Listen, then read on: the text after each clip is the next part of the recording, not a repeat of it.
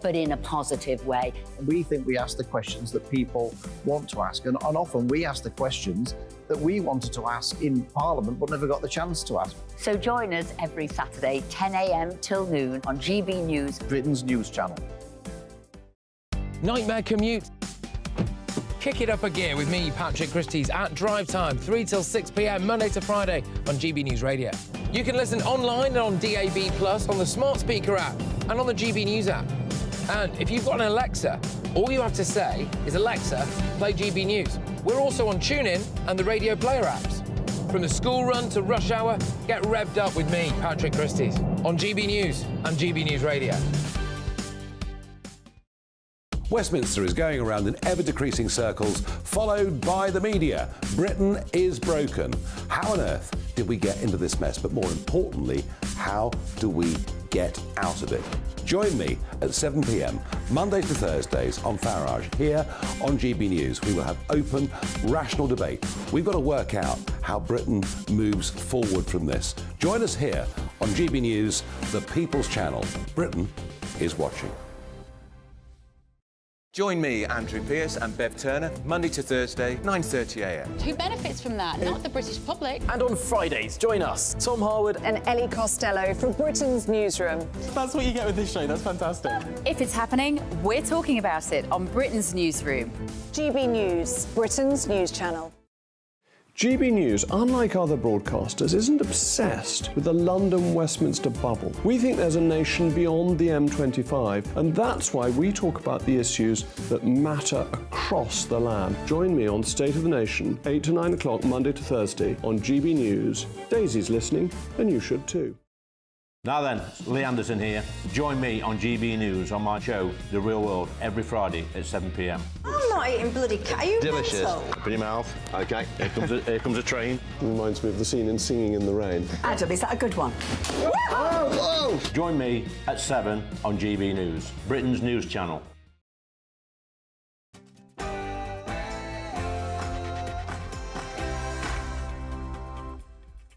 It's 3 p.m, it's Patrick Christys, it's GB News, and the world holds its breath as we await the Israeli ground, land, air and sea invasion of Gaza. We can go to Gaza right now to have a look at what's happening there. Smoke billowing, so that is one area where we're focusing in on today. Another area we're going to be having a very close look at is Lebanon. That's the Israeli-Lebanese border where there has been scenes of violence, so we'll be right across that for you throughout the course of this show.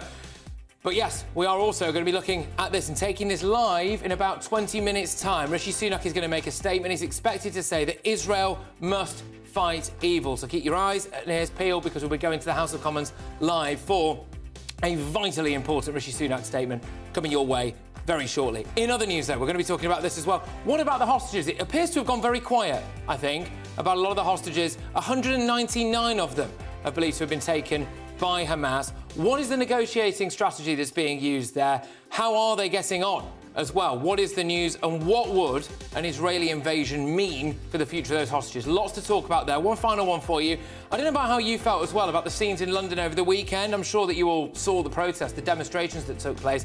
I was very, very concerned about this, which is a pro-Palestine stage just next to the cenotaph there. And I think, what would our war heroes have made of this? Has Britain fallen? Patrick Christys, GB News.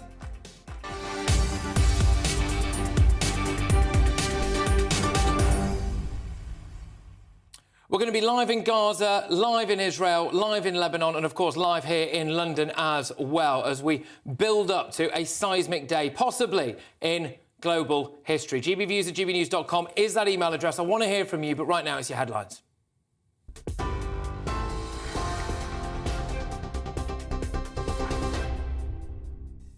Patrick, thanks very much and good afternoon from the GB Newsroom. It's 3:01.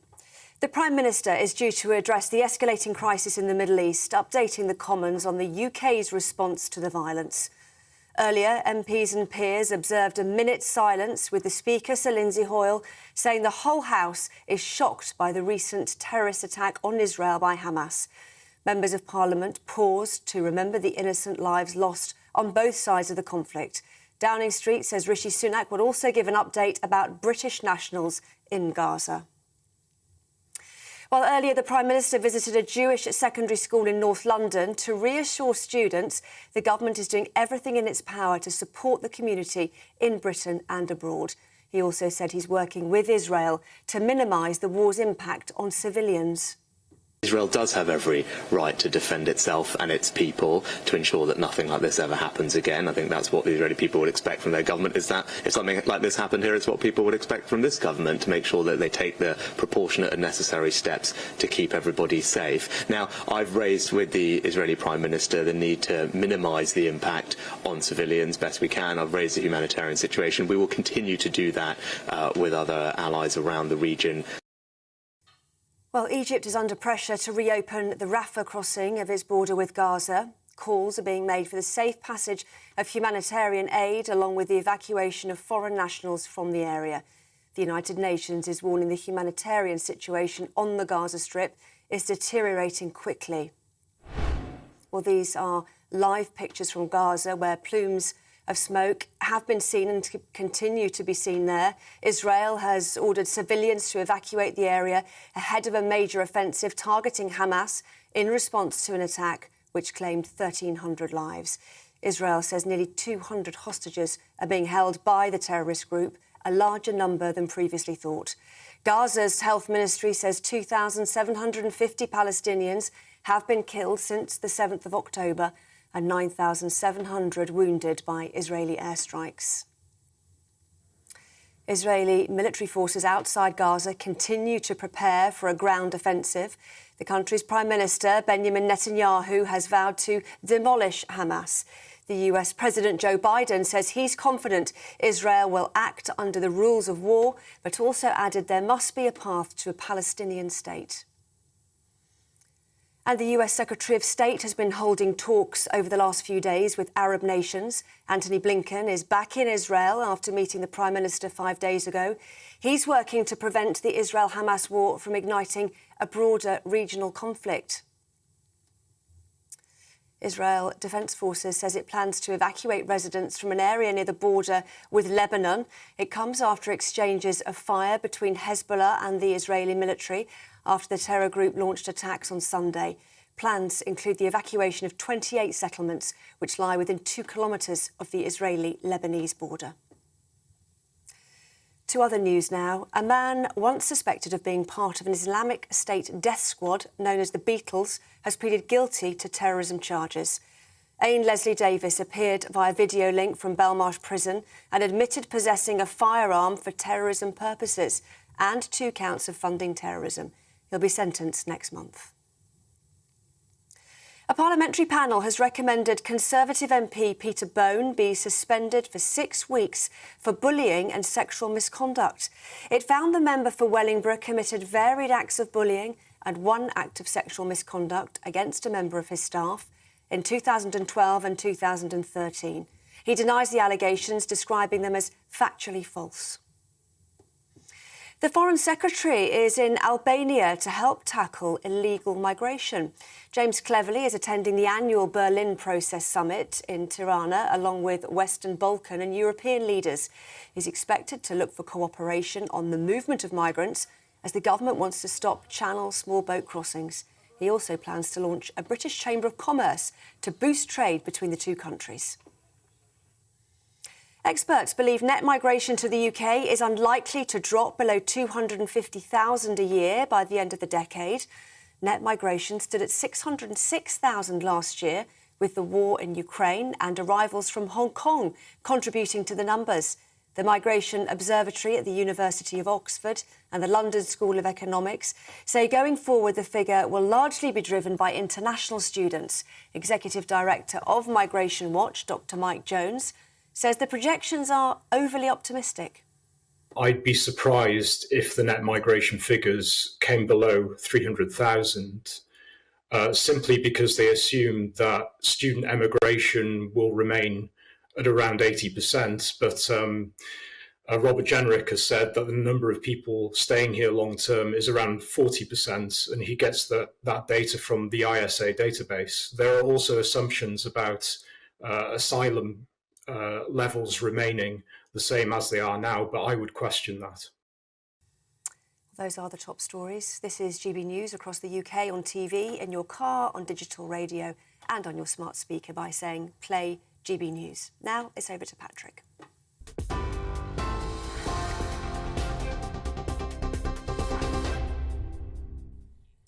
Did anybody else look around at the demonstrations over the weekend and wonder, has Britain fallen? I don't know who gave the green light for there to be a pro-Palestine stage erected next to the Cenotaph in London, but they really should hang their heads in shame. I wonder what our fallen heroes would make of the fact that they laid down their lives to save the world from Nazis, and that has somehow culminated in thousands of people taking to the streets shortly after about 1,500 Jews were slaughtered and raped, including babies and young children. There were people chanting that song, From the River to the Sea, which is really, as I understand it, a song about Israel no longer existing. That, to me, implies that we had thousands of people chanting on our capital streets about the eradication of Jews from that area. There was a pro-Israel journalist, you're looking at that now, who was attacked. In fact, here is that clip of it. It's been reported that one of his attackers was later found, by the way, with a knife. A knife, of course, is a must-have accessory when it comes to attending any peaceful protest. We all know that, don't we? And the hunt is on to find people who went to the demonstration with pictures of Hamas paragliders stuck to their backs. They, obviously, support terrorists. But beyond that, we've had a journalist at the Jewish Chronicle who put out some footage showing somebody allegedly pouring red paint over a Jewish school in the dead of night so the children would see it when they arrived in the morning. The children. Anti-Semitic hate crime has absolutely surged since Hamas, a terrorist organisation, killed innocent Israelis. What does that tell you? I think it tells you very clearly that anti-Semitism is rife and has been bubbling away just beneath the surface in this country. It should be a massive concern that people have used the murder of Jewish children and innocents as the vehicle through which they now feel justified in exhibiting their disgusting views. It is one thing being worried about the humanitarian situation in Gaza. Absolutely. I think everyone is. It is one thing sympathising with the plight of Palestinians. Again, perfectly credible view. It is one thing saying that Israel has not always acted appropriately. All of those are legitimate arguments. It is another thing entirely to openly sympathise with terrorists. And I think that's what many people are doing. So those are my views. I want to hear from you, of course. gbviews at gbnews.com. I was deeply, deeply concerned with the scenes that I saw over the weekend, and no doubt we will continue to see in this country. But the UN is warning that Gaza is on the brink of the abyss as fuel supplies are rapidly running dry and its hospitals are out of power, and they urgently need medical supplies. This morning, there was still confusion over the status of the key Rafah crossing from Gaza into Egypt.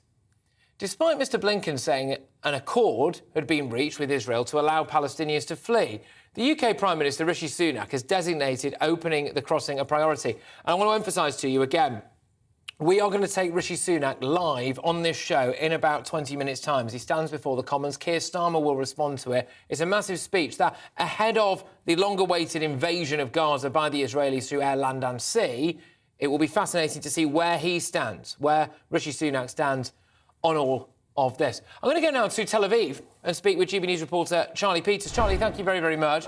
Great to have you on the show. Could you just tell us a little bit about what's going on where you are there, and also clear up some confusion about this border crossing, please?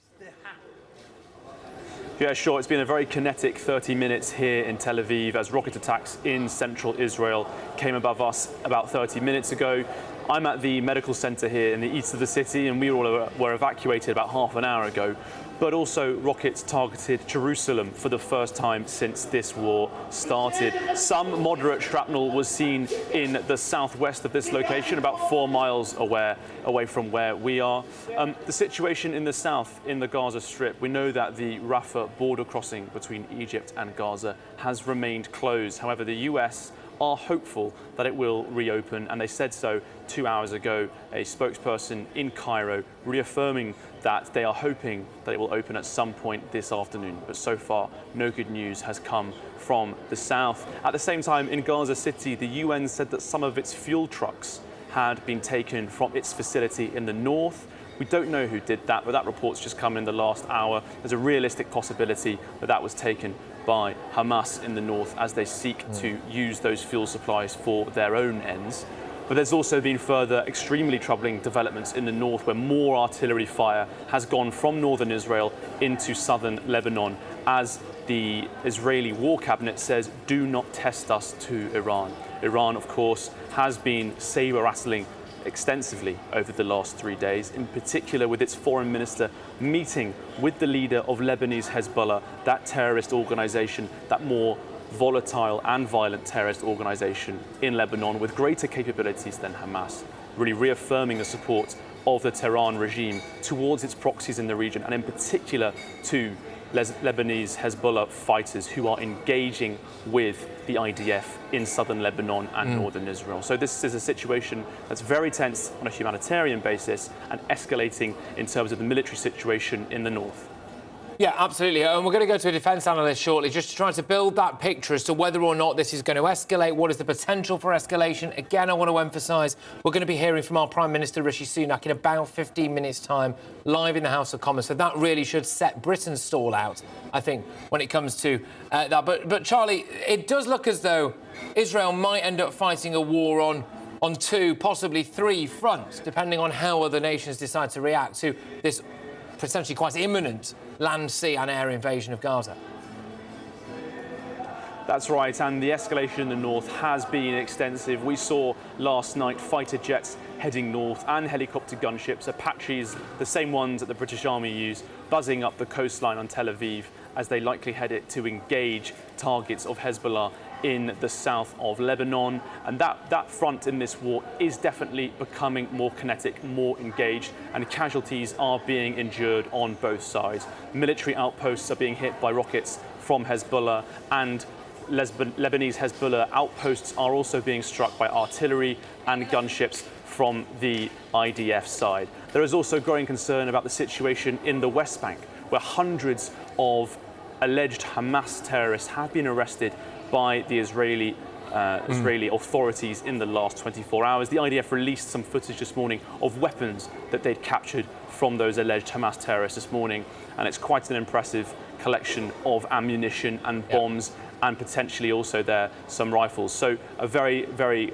dangerous situation brewing in the West Bank as well, as at the same time the IDF is striking in Syria, knocking out those runways in Aleppo once again. It's fighting on so many fronts here, and on all of them, the situation is worsening. Absolutely. Charlie, thank you very much. Charlie Peters there, GB News reporter in Tel Aviv. Now, I can speak with defence analyst Stuart Crawford now. Stuart, thank you for joining us. What is the potential for escalation, do you think? What are we going to see if Israel does roll the tanks in and invade Gaza through sea and air as well in the coming hours or the coming day? What's going to happen? What's the response going to be? Well, arguably, Patrick, we've seen escalation already, as your reporter has already indicated. Hezbollah is engaged with the IDF and vice versa, and there is skirmishing along the border with Syria. But apart from that, at the moment, I don't see any state intervention into this conflict. Obviously, the elephant in the room is Iran, which supplies Hezbollah with its weaponry. But the fact that the Americans have moved a hugely powerful carrier battle group into the Eastern Mediterranean and are sending another one, I think is a warning for all others, malcontents who might wish to get involved, to stay their hand, because they can't compete with the USA.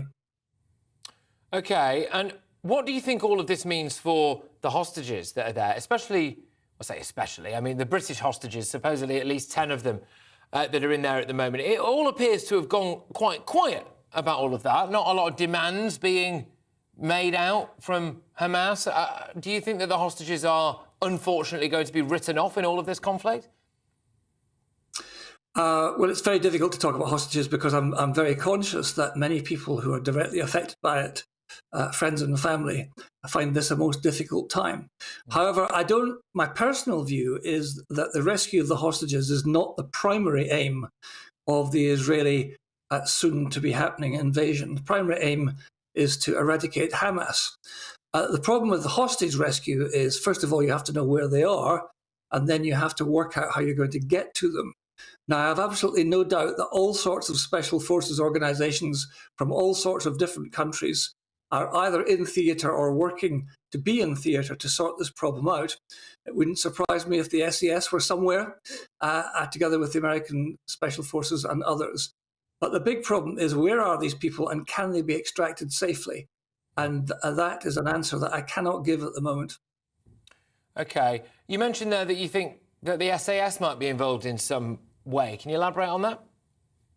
Well, I would be completely surprised if they weren't, given the fact that there are probably at least 10 British hostages being held by Hamas at the moment. And it would seem just a sort of matter of course that our special forces would deploy in some form or other to that situation to see if they can help. I suspect they might be either based in Cyprus at the moment or perhaps in one of the Royal Fleet auxiliaries, which we're sending to the Eastern Mediterranean, or indeed they'll be in Israel, because there's great cooperation between special forces of what I might call the Western nations. So to answer your question again, I'd be most surprised if they aren't involved. OK, all right. Now, again, I just want to say that we're expecting to hear from Rishi Sunak live on this show in about 10 minutes' time. We'll also hear from Keir Starmer. They're going to address the House of Commons there. Britain has been standing with Israel, alongside Israel, throughout all of this. What are the chances, do you think, that we're going to end up seeing, you know, British weaponry, British hardware and British military might involved in this? You know, we were very forthcoming when it came to Ukraine, for example. Is this different? Yes, it is different because arguably Israel has got just as good weaponry as the UK, if not better. They've got a very highly developed technology in their tanks, their anti-drone weaponry and so on and so forth. And of course, they're no strangers to combat operations. So I can't think of anything that we can offer the Israelis apart from support. Okay. Perhaps in the medical field, perhaps with evacuations, but even our F-35s, I mean, the Israelis have got those as well. So they're pretty well tooled up for what is to come. Stuart, thank you very much. Great chatting to you. No doubt I'll be talking to you again in the coming days. Stuart Crawford there, who's a defence analyst. Well, there you go. So the potential for escalation mainly centring around Iran. Also the idea that potentially there are British SAS troopers already on the scene, because we have at least 10 British hostages believed to have been taken into Gaza, but no weaponry, apparently, that we are going to be offering them, similarly like we did with Ukraine. So a point of difference there. Again, we're going to be hearing exactly what Rishi Sunak has to say in the House of Commons in about 10 minutes' time. We'll also hear from Keir Starmer, although they both appear to be singing from the same hymn sheet, don't they, at the moment. Keep your emails coming in, gbviews@gbnews.com. Patrick, it worries me that Israel has nuclear weapons. If pushed, what is to stop them using it? That's from Karen. Karen, that was one of the potential for escalation that we were talking about just there. I think, thankfully, that is a long way off. But you are watching and listening to GB News. Coming up very shortly, we will go live to the House of Commons, where Prime Minister Rishi Sunak is going to make a statement on that Israel-Hamas war. I'm Patrick Christys on GB News. This is Britain's News Channel.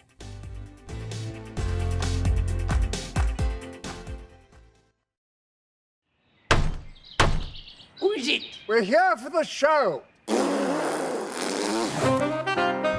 More energy this time! Welcome to the Dinosaur Hour. I was married to a therapist. And you survived? I thought we were getting Hugh Laurie. Second best. You interviewed Saddam Hussein. What's that like? I was terrified. I'm playing strip poker with these three. Oh! No, thank you. My CDs need to be put in alphabetical order. Are you going to be problematic again? The Dinosaur Hour. Sunday, the 29th of October at 9 on GB News. What you get for breakfast is something that, if we do our jobs right, you will wake up to news that you didn't know the night before. It's a conversation. It's not just me and Eamon. We want to get to know you, and we want you to get to know us. From 6 is Breakfast with Eamon and Isabel. Monday to Thursdays on GB News. Britain's news channel. People in Britain, they love free speech, but they also love fair play. I don't care if I'm speaking somebody from a trade union, from the Labour Party, somebody from the SNP. And I think the viewers like to see that actually we can challenge one another, but in a positive way. We think we ask the questions that people want to ask, and often we ask the questions that we wanted to ask in Parliament but never got the chance to ask. So join us every Saturday, 10 a.m. till noon on GB News, Britain's news channel. Nightmare commute. kick it up a gear with me, Patrick Christys, at drive time, 3 till 6 p.m, Monday to Friday on GB News Radio. You can listen online and on DAB+, on the smart speaker app and on the GB News app. And if you've got an Alexa, all you have to say is, Alexa, play GB News. We're also on TuneIn and the Radio Player apps. From the school run to rush hour, get revved up with me, Patrick Christys, on GB News and GB News Radio. Westminster is going around in ever-decreasing circles, followed by the media. Britain is broken. How on earth did we get into this mess? But more importantly, how do we get out of it?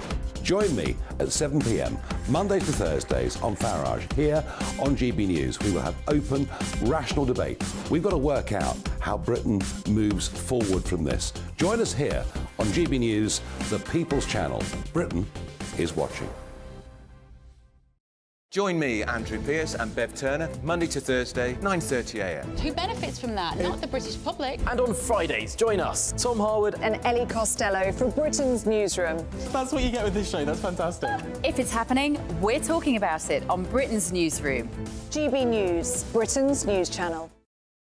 GB News, unlike other broadcasters, isn't obsessed with the London-Westminster bubble. We think there's a nation beyond the M25, and that's why we talk about the issues that matter across the land. Join me on State of the Nation, 8 to 9 o'clock, Monday to Thursday, on GB News. Daisy's listening, and you should too.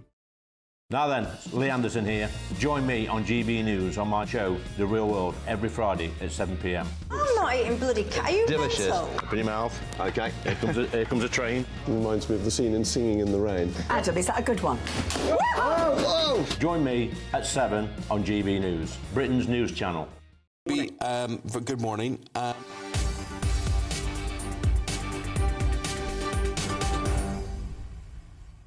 Welcome back, 24 minutes past 3. Now, Prime Minister Rishi Sunak has called the opening of the Rafah crossing into Egypt from southern Gaza a priority as thousands attempt to flee a large-scale offensive. Many people have been left scratching their heads wondering why Egypt, which says that it stands with Palestine, like so many Arab countries, is not being more forthcoming at actually accepting Palestinian refugees. But Rishi Sunak will address the House of Commons shortly, where he's expected to give an update on the UK support to Israel, as well as cracking down on Hamas at home. And I think this is vital. It's also worth noting that Suella Braverman, our Home Secretary, has just tweeted in the last hour or so about people who were chanting from the river to the sea during this demonstration attended by thousands of people in London at the weekend. And she's made it clear in no uncertain terms that that song is about the destruction of Israel, quite possibly as well the Jewish race in that region, and it shows sympathy for Islamism.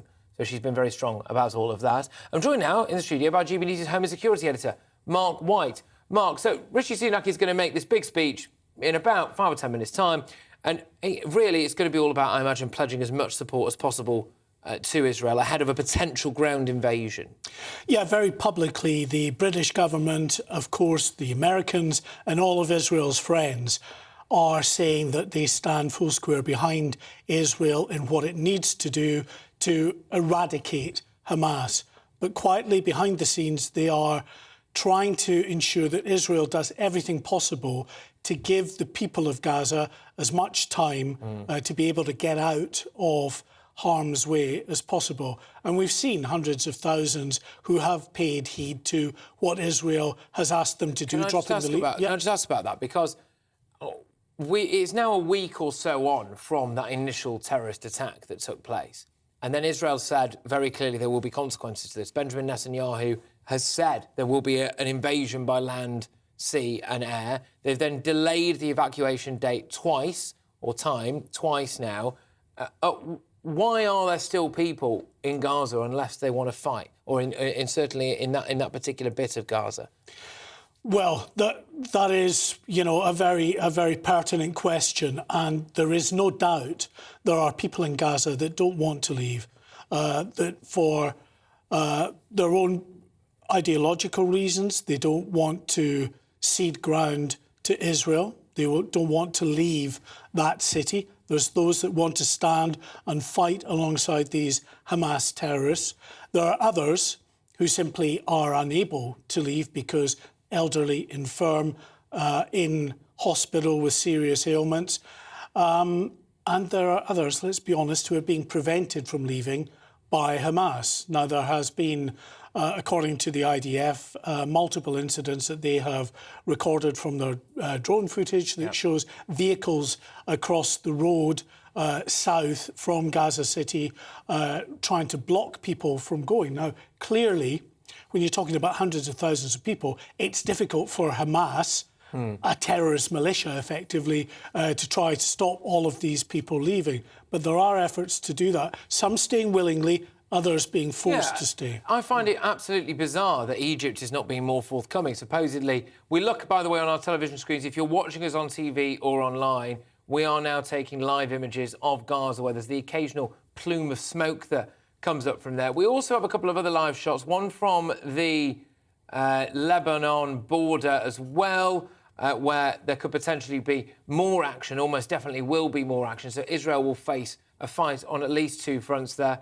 And we also have a couple of shots that we'll bring to you a little bit later on from inside Gaza itself, in Khan Yunis, which is where a lot of people have been gathering outside a hospital there. So, but Mark, yeah, it does appear that no matter what happens, Israel is going to face a battle on a few fronts. And of course, Hamas have tunnelled in. They call it the Gaza Metro, don't they? Which is supposedly a larger network of underground tunnels than the London Underground. It runs to hundreds of miles. They've had many years to build these tunnels, and these are tunnels that they use to transport their weapons, their personnel, to store some of the command and control functions, to keep hostages, they believe, in some of these tunnels as well. So that will be difficult. It will be a messy, horrible, bloody slog for the Israelis when they eventually go in there, because it will literally be house to house fighting that they're doing. And they'll come up against a force that has been training for this for years, that is well equipped, and has a degree of professionalism in that sense, in how well they've been trained. But of course, they're coming up against one of the best militaries in the world, in the IDF. But it's going to be difficult. Well, it is. Mark, just stay there for me if that's OK, because again, I want to emphasise that we're expecting any minute now to go live to the House of Commons. We'll hear from our Prime Minister and we'll hear from Keir Starmer as well, as they both give statements on this Israel-Hamas war. But I can go ahead of that to GB News' political editor, Christopher Hope, who joins us now. Christopher, thank you very much. Great to have you on the show. From Downing Street, what's Rishi Sunak going to say?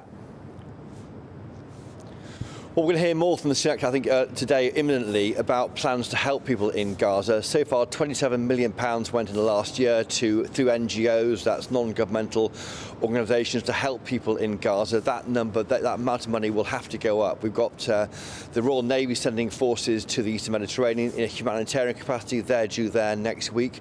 We've got Britain's trapped in Gaza. As many as 10, maybe 10 of the 200 hostages held by Gaza are British. It's very much a British issue here. We've got attempts by Mr Sunak to talk to other senior figures in the region to avoid any further escalation and bloodshed, but it's a very, very difficult and a tense time. Behind me, Patrick, you'll see, if we scroll up, the Ukrainian flag on the top of number 10 Downing Street. Now, until Friday at 8 p.m, that was the Israeli flag. It was replaced by the Ukrainian flag just before the protest just down the road from me, down Whitehall. But it shows to me the twin stresses on the building behind me between the battle to help Ukraine against the Russian invaders and now this massive crisis escalating in the Middle East. No, indeed. We're also going to be hearing, I expect, from Keir Starmer. Both of our political leaders appear to be singing from a very similar hymn sheet at the moment on this conflict, Christys. Yeah, that's right. That's definitely right, Patrick. What's been happening is that the Labour leader, Sir Keir Starmer, has been receiving updates on what they call Privy Council terms. That means that the leaders of our main other parties are allowed to receive secrets and information which we wouldn't normally get in the media, to ensure they're fully briefed on what's going on. And there's no question that if you and I were there last week at the Labour Party conference, that Labour has turned the corner in the way it treats the issue of Hamas from under Jeremy Corbyn and the Palestinian issue. And I think there's definitely some clarity from the Labour leadership. They are fully supportive behind the UK government on this issue. Yeah, they are indeed. Like I said, we're going to go to the House of Commons shortly, where we're going to be hearing from Rishi Sunak and Keir Starmer. I couldn't help but notice Christopher, that Suella Braverman has been quite busy on Twitter as well. I'm just going to read out the latest tweet from her, which is: last weekend, an intimidating mob marched through London, chanting from the river to the sea, Palestine will be free, a slogan which is widely understood as a demand for the destruction of Israel. It means that the River Jordan, the Mediterranean Sea, the boundaries of Israel, and it comes from the dark days when most Palestinian groups sought to eliminate Israel. Our Home Secretary there clearly expressing a concern for potentially Islamist tendencies on the streets of Britain. Anti-Semitic discourse, I think, would be the right way of putting that. That's right. Well, Patrick, there's clearly a line to be drawn between supporting the rights of Palestinians and how they're being treated in Gaza against that of Hamas, which is a proscribed terrorist group in this country. Just down the road from me, outside the Treasury, on the wall it says "Free Palestine" in foot-high letters. And the language there you heard there is upsetting and very, very difficult for Jews to hear in modern-day Britain. And that's why you have Suella Braverman saying that the police will act. They are now looking through clips and video footage from the march down the road from the weekend. I'm going to cut across you because we're going to go live to House of Commons now, where we can hear from Rishi Sunak as he makes his address in relation to this Israel-Hamas conflict. 1,400 people murdered, one by one. Over 3,500 wounded. Almost 200 taken hostage. The elderly, men, women, children, babes in arms, murdered, mutilated, burned alive. We should call it by its name. It was a pogrom. Mr. Speaker, the families of some of the missing are in the public gallery today. We call for the immediate release of all hostages. And I say to them, we stand with you, we stand with Israel. The murdered and the missing come from over 30 countries, including the United Kingdom. The terrible nature of these attacks means it is proving difficult to identify many of the deceased. But with a heavy heart, I can inform the House that at least 6 British citizens were killed. A further 10 are missing, some of whom are feared to be among the dead. We are working with Israel to establish the facts as quickly as possible, and we are supporting the families who are suffering unimaginable pain. We are also helping British citizens who want to leave Israel. We've organised 8 flights so far, bringing out over 500 people, with more flights leaving today. We're working with neighbouring countries on land evacuations for our citizens in Gaza and the West Bank. I've spoken specifically to President Sisi about supporting civilians to leave Gaza by the Rafah border crossing, which at present remains closed. And we have a border force team in Egypt working with our embassy to help citizens when they are able to cross. I will come back to the grave humanitarian situation in Gaza in a moment. But first, Mr. Speaker, I want to address the British Jewish community directly. As I said at Finchley United Synagogue last week and at the Jewish school I visited this morning, we stand with you now and always. This atrocity was an existential strike at the very idea of Israel as a safe homeland for the Jewish people.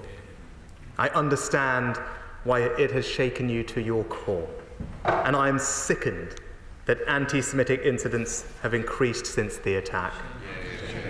We are doing everything that we can to protect you. We are providing an additional £3 million for the Community Security Trust to protect schools, synagogues, and other Jewish community buildings. And we are working with the police to ensure that hate crime and the glorification of terror is met with the full force of the law. I know the whole House will support this and join me in saying unequivocally, we stand with the Jewish community. Mr. Speaker, I also recognise that this is a moment of great anguish for British Muslim communities, who are also appalled by Hamas's actions but fearful of the response. We must listen to these concerns with the same attentiveness. Hamas is using innocent Palestinian people as human shields, with the tragic loss of more than 2,600 Palestinian lives, including many children. We mourn the loss of every innocent life, civilians of every faith, every nationality who have been killed. And so, let's say it plainly, we stand with British Muslim communities too. Mr. Speaker, Israel was founded not just as a homeland for the Jewish people, but as a guarantor of their security, to ensure that what happened to the Jewish people in the Holocaust could never happen again. Through its strength and resilience, Israel gradually achieved some of that longed-for security, despite the strategic threats on their borders, including Hezbollah in the north, with Iran at their back. They normalized relations with the UAE and Bahrain through the Abraham Accords and moved towards normalizing ties with Saudi Arabia, steps that not long ago were thought unthinkable. One reason why this attack is so shocking is that it is a fundamental challenge to any idea of coexistence, which is an essential precursor to peace and stability in the region. Mr. Speaker, the question is, how should we respond? I believe we must support absolutely Israel's right to defend itself, to go after Hamas, take back the hostages, deter further incursions, and strengthen its security for the long term. This must be done in line with international humanitarian law, but also recognizing that they face a vicious enemy that embeds itself behind civilians. As a friend, we will continue to call on Israel to take every possible precaution to avoid harming civilians. I repeat President Biden's words: as democracies, we are stronger and more secure when we act according to the rule of law. Humanity, law, decency, respect for human life. That's what sets us apart from the mindless violence of the terrorist. Mr. Speaker, there are three specific areas where the United Kingdom is helping to shape events. First, we are working to prevent escalation and further threats against Israel. On Friday, RAF surveillance aircraft began patrols to track threats to regional security. I have deployed a Royal Navy task group to the Eastern Mediterranean, including RFA Lyme Bay and RFA Argus, 3 Merlin helicopters and a company of Royal Marines, ready both to interdict arms and support the humanitarian response. We are bolstering our forces in Cyprus and across the region, and let me be clear, we are not engaging in fighting or an offensive in Gaza, but we are increasing our presence to prevent broader regional instability at this dangerous moment. Second, Mr. Speaker, I'm proud that we are a long-standing and significant provider of humanitarian aid to the Palestinian people. And I can announce today that we are increasing our aid by a third with an additional £10 million of support. An acute humanitarian crisis is unfolding to which we must respond. We must support the Palestinian people because they are victims of Hamas too. Like our allies, we believe that Hamas does not represent the Palestinian people or their legitimate aspirations to live with equal measures of security, freedom, justice, opportunity, and dignity. Hamas simply does not stand for the future that the Palestinians want, and they seek to put the Palestinian people in harm's way. So we must ensure humanitarian support urgently reaches civilians in Gaza. This requires Egypt and Israel to allow in the aid that is so badly needed. We also need to keep the situation in the West Bank in the forefront of our minds at this moment of heightened sensitivity.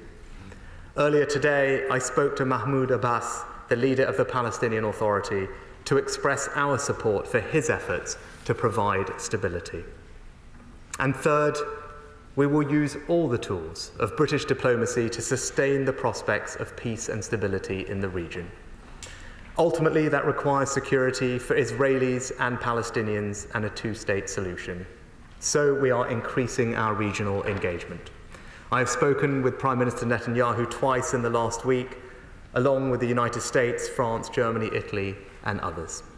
My right honourable friend, the Foreign Secretary, was the first to visit Israel after the attacks.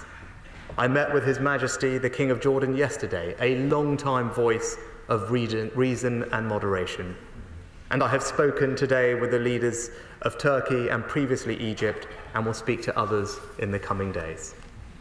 Our partners in the region have asked us to play a role in preventing further escalation. That is what we will do. However hard it is, We need to ask the tough questions about how we can revive the long-term prospects for a two-state solution, for normalization and regional stability, not least because that is precisely what Hamas has been trying to kill. In conclusion, Mr. Speaker, unequivocally backing Israel's right to defend itself, stepping forward with humanitarian support, working to protect civilians from harm, and straining every sinew to keep the flame of peace and stability alive. That is our objective. It is the right approach for the region. It is the right approach for Britain, and I commend this statement to the House. We now come to the Leader of the Opposition, Keir Starmer. I would like to thank the Prime Minister for an advance copy of his statement and for the updates the government has provided to the Labour front bench over the past few days. Mr. Speaker, last Saturday, Israel was the victim of terrorism on an unimaginable scale. The senseless murder of men, women, children, even babies. The horrors of hostage-taking. Music festivals turned to killing fields. Innocent Jews slaughtered within their own kibbutz. An attack with no cause other than bloodshed. Mr. Speaker, I'm sure that over the last few days, every member of this House has seen images from this crisis that will never be unseen. Tiny bodies wrapped in bundles in Israel and now in Gaza. Mothers and fathers grieving, Israeli, Palestinian, Muslim, Jew. The innocent dead. As in any time of grave crisis, it is crucial that this House speaks with one voice in condemnation of terror, in support for Israel in its time of agony, and for the dignity of all human life. Because, Mr. Speaker, Hamas do not wish to see peace in the Middle East. They just want to see Israel wiped off the map. But Hamas are not the Palestinian people, and the Palestinian people are not Hamas. So Labour stands with Israel.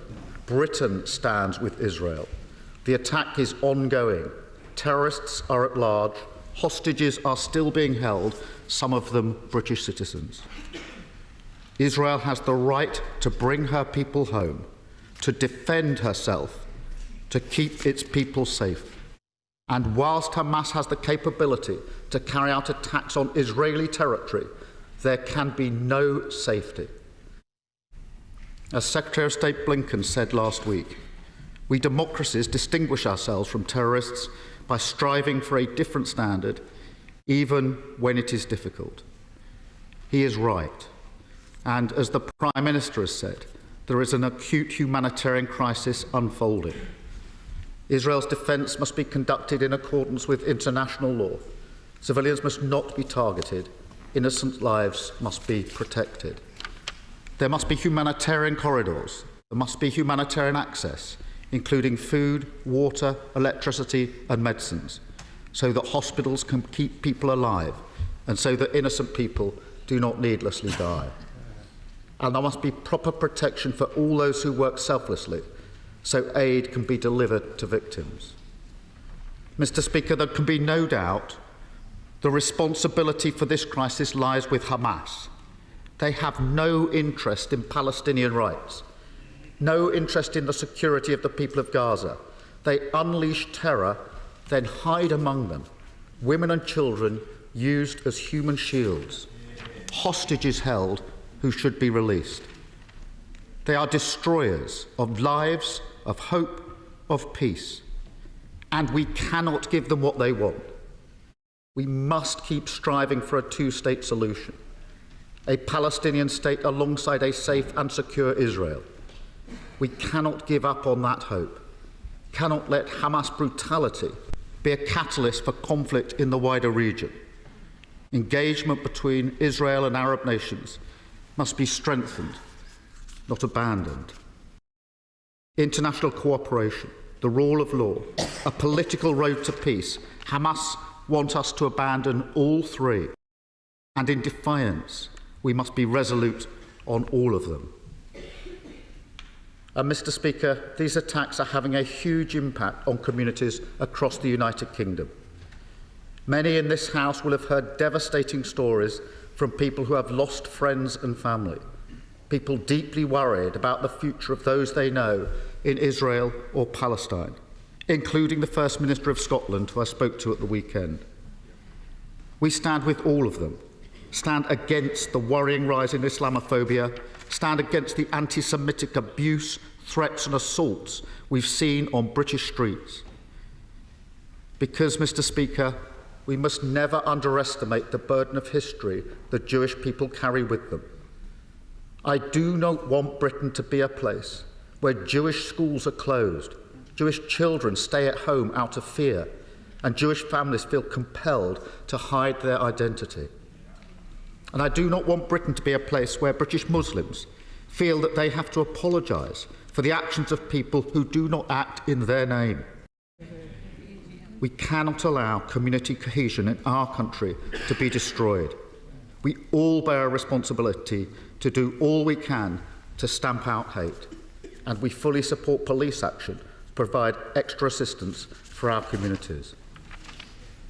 Mr. Speaker, the events of the past week have seen horrors beyond our imagination.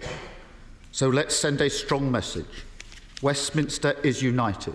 Britain is united with Israel against terror, for international law and the protection of innocent lives. There are difficult days ahead, but our values cannot be compromised. Terror cannot win. Thank you, Mr. Speaker. Prime Minister. Thank you, Mr. Speaker. I thank the Leader of the Opposition for his remarks. And let me just say at the outset, this is an unprecedented and extraordinarily difficult situation and is likely to remain difficult for all of us in the days and weeks ahead. But we must always have in the forefront of our mind that responsibility for this crisis is Hamas and Hamas alone. It was a barbaric act of terrorism that has inflicted untold suffering and misery on so many people, and we have felt that acutely here at home. And we have seen the impact on our streets over the past week, and it has sickened all of us. And we stand united in saying that anti-Semitism has no place in our society. Mr. Speaker, let me be unequivocal that those who incite racial or religious hatred on our streets, that inflict violence, that cause untold suffering to people, will be met with the full force of the law. I know the whole House will join me in making sure that that happens, that the police have all the tools, resources and powers they need to bring that about. And let me also just say, in conclusion, Mr. Speaker, that the honourable gentleman opposite is absolutely right. This House stands united in saying that we condemn unequivocally this terrorist attack by Hamas, stands united in saying that we will be steadfast in our support for Israel, steadfast in our support for the Jewish people, not just today, not just tomorrow, but always. From the House of Peterbottom. The House will be grateful both to the Prime Minister... OK, so you were watching or listening there to Rishi Sunak, then Keir Starmer, then Rishi Sunak again, both addressing the House on the ongoing war between Israel and Hamas. I'll run you through initially what Rishi Sunak had to say. He was clear, unequivocal at the top there, saying that the UK calls for the immediate release of all hostages. He confirmed that at least 6 Brits have been killed by Hamas and that there are around 10 others missing, believed to be held hostage. He said that we are not engaging in the fighting in Gaza, but we are bolstering our presence in that area to prevent a broader regional instability, and that presence includes things like providing surveillance, providing a Royal Navy task force, bolstering the amount of people and troops in Cyprus, of course, where we have a large military base there, and increasing the presence there to prevent that broader regional instability. So that was what Rishi Sunak had to say. He also said that those who incite violence and hatred on our streets will feel the full force of the law. For what it was worth, Keir Starmer coming out straight away saying that Hamas are a designated terrorist organisation, emphasising the kind of depravity that took place there. A stark contrast, one may well read into that with his predecessor, Jeremy Corbyn, by the way. I'm going to go now to our political editor, Christopher Hope, who is outside Downing Street for us. Yes, you are. Thank you very much. Outside number 10. Christopher, what do you make of that, then? Two political leaders there, both giving their views. Oh, OK. We're just going to work to get Christopher's microphone working. I'm going to bring in Mark White, who's our Home and Security Editor, whilst we get Christopher sorted. Mark, from a military perspective, a defence perspective there, he was saying that we have bolstered our firepower in that region just to preserve stability in the area. Yeah, to send a very strong message as well to those in that region who might be looking to take advantage of what is happening in Israel at the moment. So you had yesterday, for instance, leaving Gibraltar, the Royal Fleet Auxiliary vessels Argus with a squadron of helicopters on board, and also Line Bay, which is a troop and logistics carrier as well, with Royal Marines on board. We've got a frigate in the area as well that can easily be deployed around the Eastern Mediterranean. And they are looking, for instance, at those that might want to ship arms or other material support to these terrorists in that region. And as I say, just like the US is doing with now the second US carrier strike group heading to the Eastern Mediterranean with the USS Eisenhower having left Norfolk in Virginia yesterday and heading across the Atlantic now. It's all about sending that very strong message to those that may look to take advantage of this situation, and to Israel as well, that they're full square behind Israel at this time of crisis. Absolutely. Live scenes of Gaza there if you're watching us on TV or online. I'm going to go back now to Downing Street with our political editor, Christopher Howe. Christopher, yes, so Parliament speaking with one united voice there. Yeah, it felt that way. I mean, it's like a real moment again in Parliament, in the House of Commons, that stillness there that you can have at these big moments when I think MPs do actually step up to the plate and can appear that they respect what they're talking about and understand the strength of feeling out here in the country. I thought it was quite noteworthy, wasn't it, there, Patrick, that there were 6 Brits who have died, 10 missing, some presumed dead. Now, the PM didn't mention the word hostages. That was used instead by Sir Keir Starmer when he replied to what Mr Sunak said, and that will develop over the coming days. I think the idea of Brits held hostage by Hamas in Gaza. There's money there also, don't forget, for schools here and protecting Jewish communities here in the UK. 500 people evacuated so far from Israel, 8 flights. More to come, and as Mark White was saying there so clearly, a big build-up in the Eastern Mediterranean there, looking in, RAF patrols, RAF Line Bay, RAF Argos, a company of Marines to interdict arms. Interdict means prevent arms moving around, that's what the PM said, and also offer a humanitarian response. That could be some form of sea lift in the future, if there's a way to get people out of Gaza by sea, if there's still a problem going down to the southern border. And £10 million more of aid money going to Gaza. That's on top of the £27 million given to NGOs by UK taxpayers last year. Christopher Hope there from Downing Street. We're going to go back to him. That's GBNews' political editor. I'm also going to be going back very shortly to Mark White, who's our Home and Security Editor, who joins me in the studio. Slight risky business, that, do you think, sending millions of pounds more worth of aid to Gaza, just in case that ends up in the wrong hands? We're going to be discussing that and much, much more in the next hour. We'll analyse what Rishi Sunak has said. We'll take you live to Israel. We'll take you live to the Israeli-Lebanese border as well. It's all action right here with me, Patrick Christys, on GB News, as the world holds its breath.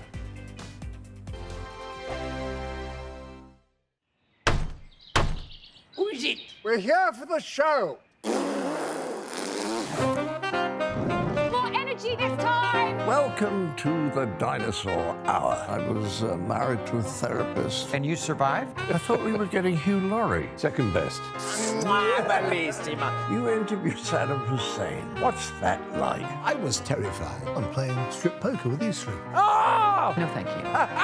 My CDs need to be put in alphabetical order. Are you going to be problematic again? The Dinosaur Hour. Sunday, the 29th of October at 9 on GB News. What you get for breakfast is something that, if we do our jobs right, you will wake up to news that you didn't know the night before. It's a conversation. It's not just me and Eamon. We want to get to know you, and we want you to get to know us. From 6 is Breakfast with Eamon and Isabel. Monday to Thursdays on GB News. Britain's news channel.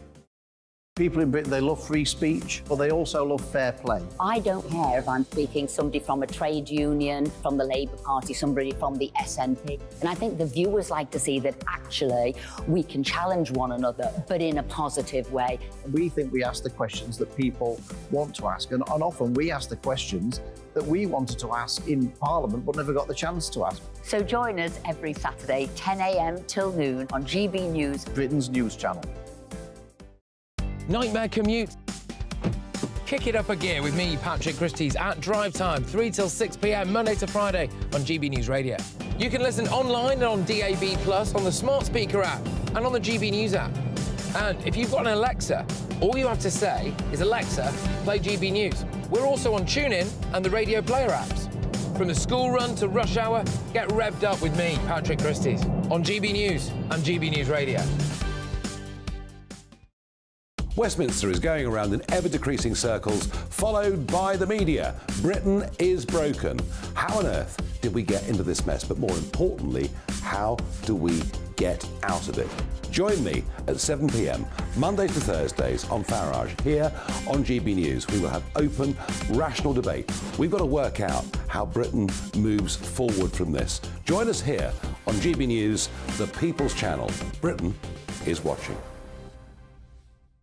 Join me, Andrew Pearce and Bev Turner, Monday to Thursday, 9:30 a.m. Who benefits from that? Not the British public. And on Fridays, join us, Tom Harwood and Ellie Costello from Britain's Newsroom. That's what you get with this show. That's fantastic.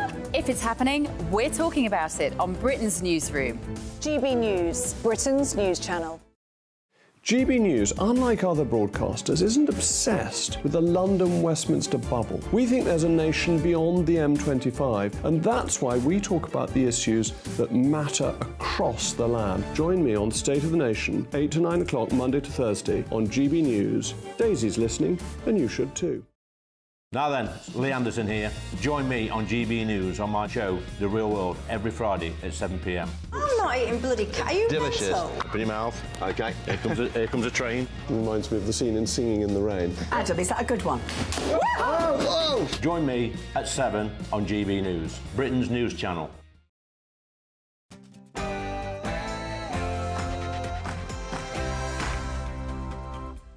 It's 4 p.m, it's Patrick Christys, it's GB News, and Rishi Sunak, addressing the House of Commons, has just confirmed that 6 Brits have died, having been taken by Hamas. Supposedly another 10 Brits missing. He was keen not to use that word held hostage. What does all of that really mean? We'll be analysing what Rishi Sunak said in the House of Commons very, very shortly. But yes, the world is holding its breath because a ground invasion is imminent on the Gaza Strip. We're going to be going to Israel. We're going to be showing you the latest from the ground there in Tel Aviv, from the Israeli-Lebanese border, and from Gaza as well, as the world does hold its breath. Why? Well, because of the potential for massive escalation. Some other regions getting involved, some other countries getting involved potentially. You've got Lebanon, you've got Iran. What would that really mean if the US then get involved, etc.? It is very, very easy to see how this could get massively out of hand incredibly quickly. Rishi Sunak saying that we are sending more resources to the region to try to keep what remains of the peace. I'm also going to be discussing this as well. Yep, foreign prisoners are set to be deported. We're out of prison space, so actually right now we might see foreign prisoners deported to their country of origin. Chance would be a fine thing, many people would say. It's Patrick Christys here on GB News.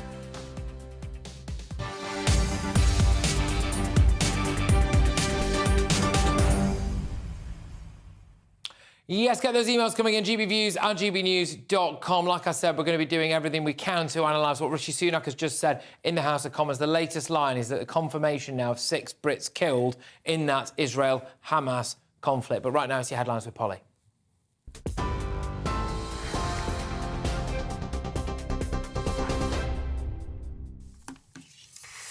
Well, Patrick, thank you and good afternoon to you. Well, the breaking news in the last hour is that the Prime Minister has been speaking in the House of Commons in the last few minutes, and he has confirmed that at least 6 British citizens were killed in Hamas's attack on Israel and a further 10 are still missing.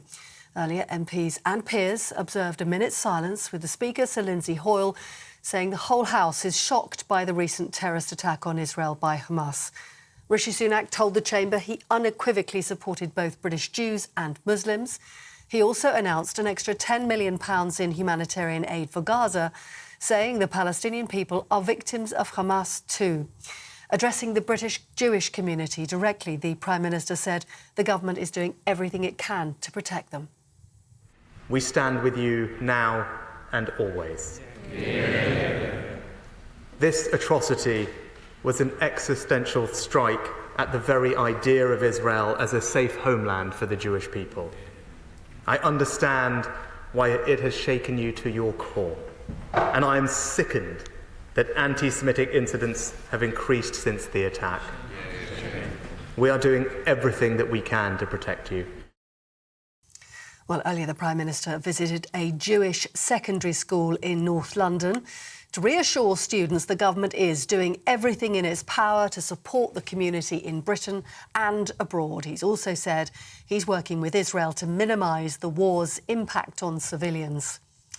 Meanwhile, Egypt is under pressure now to reopen the Rafah crossing in the south on its border with Gaza. Calls are being made now for the safe passage of both humanitarian aid along with the evacuation of foreign nationals from the area.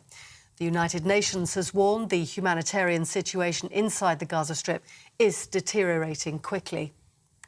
Let's just show you live pictures from Gaza where pools of smoke were visible a short time ago after earlier rocket and mortar fire. Those have now cleared and, to all intents and purposes, the city is peaceful for now. Israel has ordered civilians to evacuate the area ahead of what it's calling a major offensive targeting Hamas in response to the attack, which claimed 1,300 lives. Israel says nearly 200 hostages are being held in Gaza by the terrorist group, a larger number than previously thought. And Gaza's health ministry says 2,750 Palestinians have been killed since the 7th of October and 9,700 people wounded by Israeli airstrikes.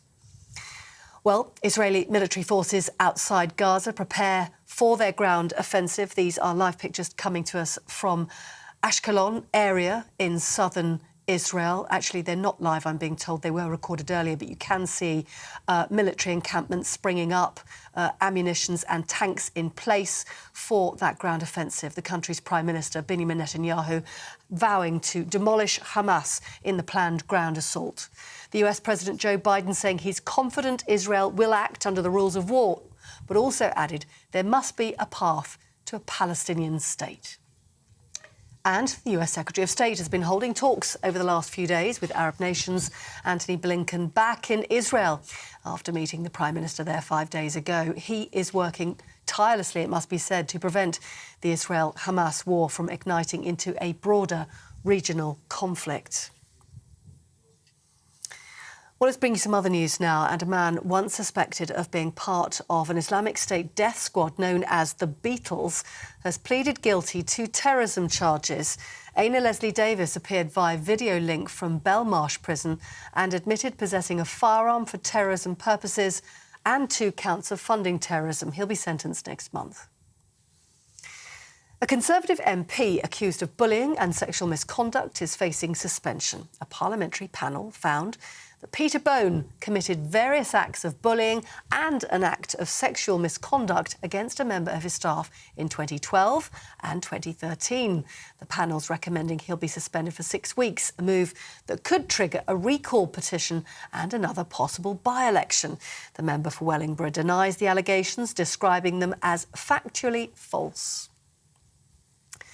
The Foreign Secretary is currently in Albania to help tackle illegal migration. James Cleverly is attending the annual Berlin Process Summit in Tirana, along with Western Balkan and European leaders. He's expected to look for cooperation on the movement of migrants as the government works to stop small boats crossing the English Channel. And on that note, experts believe net migration to the UK is unlikely to drop below 250,000 a year by the end of the decade. Net migration stood at 606,000 last year, with the war in Ukraine and arrivals from Hong Kong contributing to those numbers. The Migration Observatory at the University of Oxford and the London School of Economics both saying going forward that figure will largely be driven by international students. But the Executive Director of Migration Watch, Dr. Mike Jones, says the projections are overly optimistic.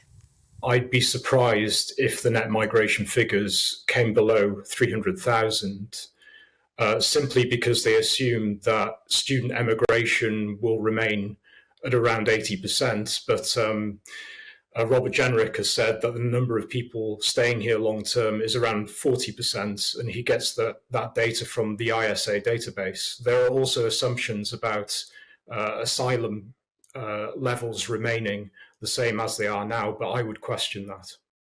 Dr. Mike Jones speaking there. You're with GB News across the UK on TV, in your car, on digital radio, and on your smart speaker by saying play GB News. This is Britain's news channel.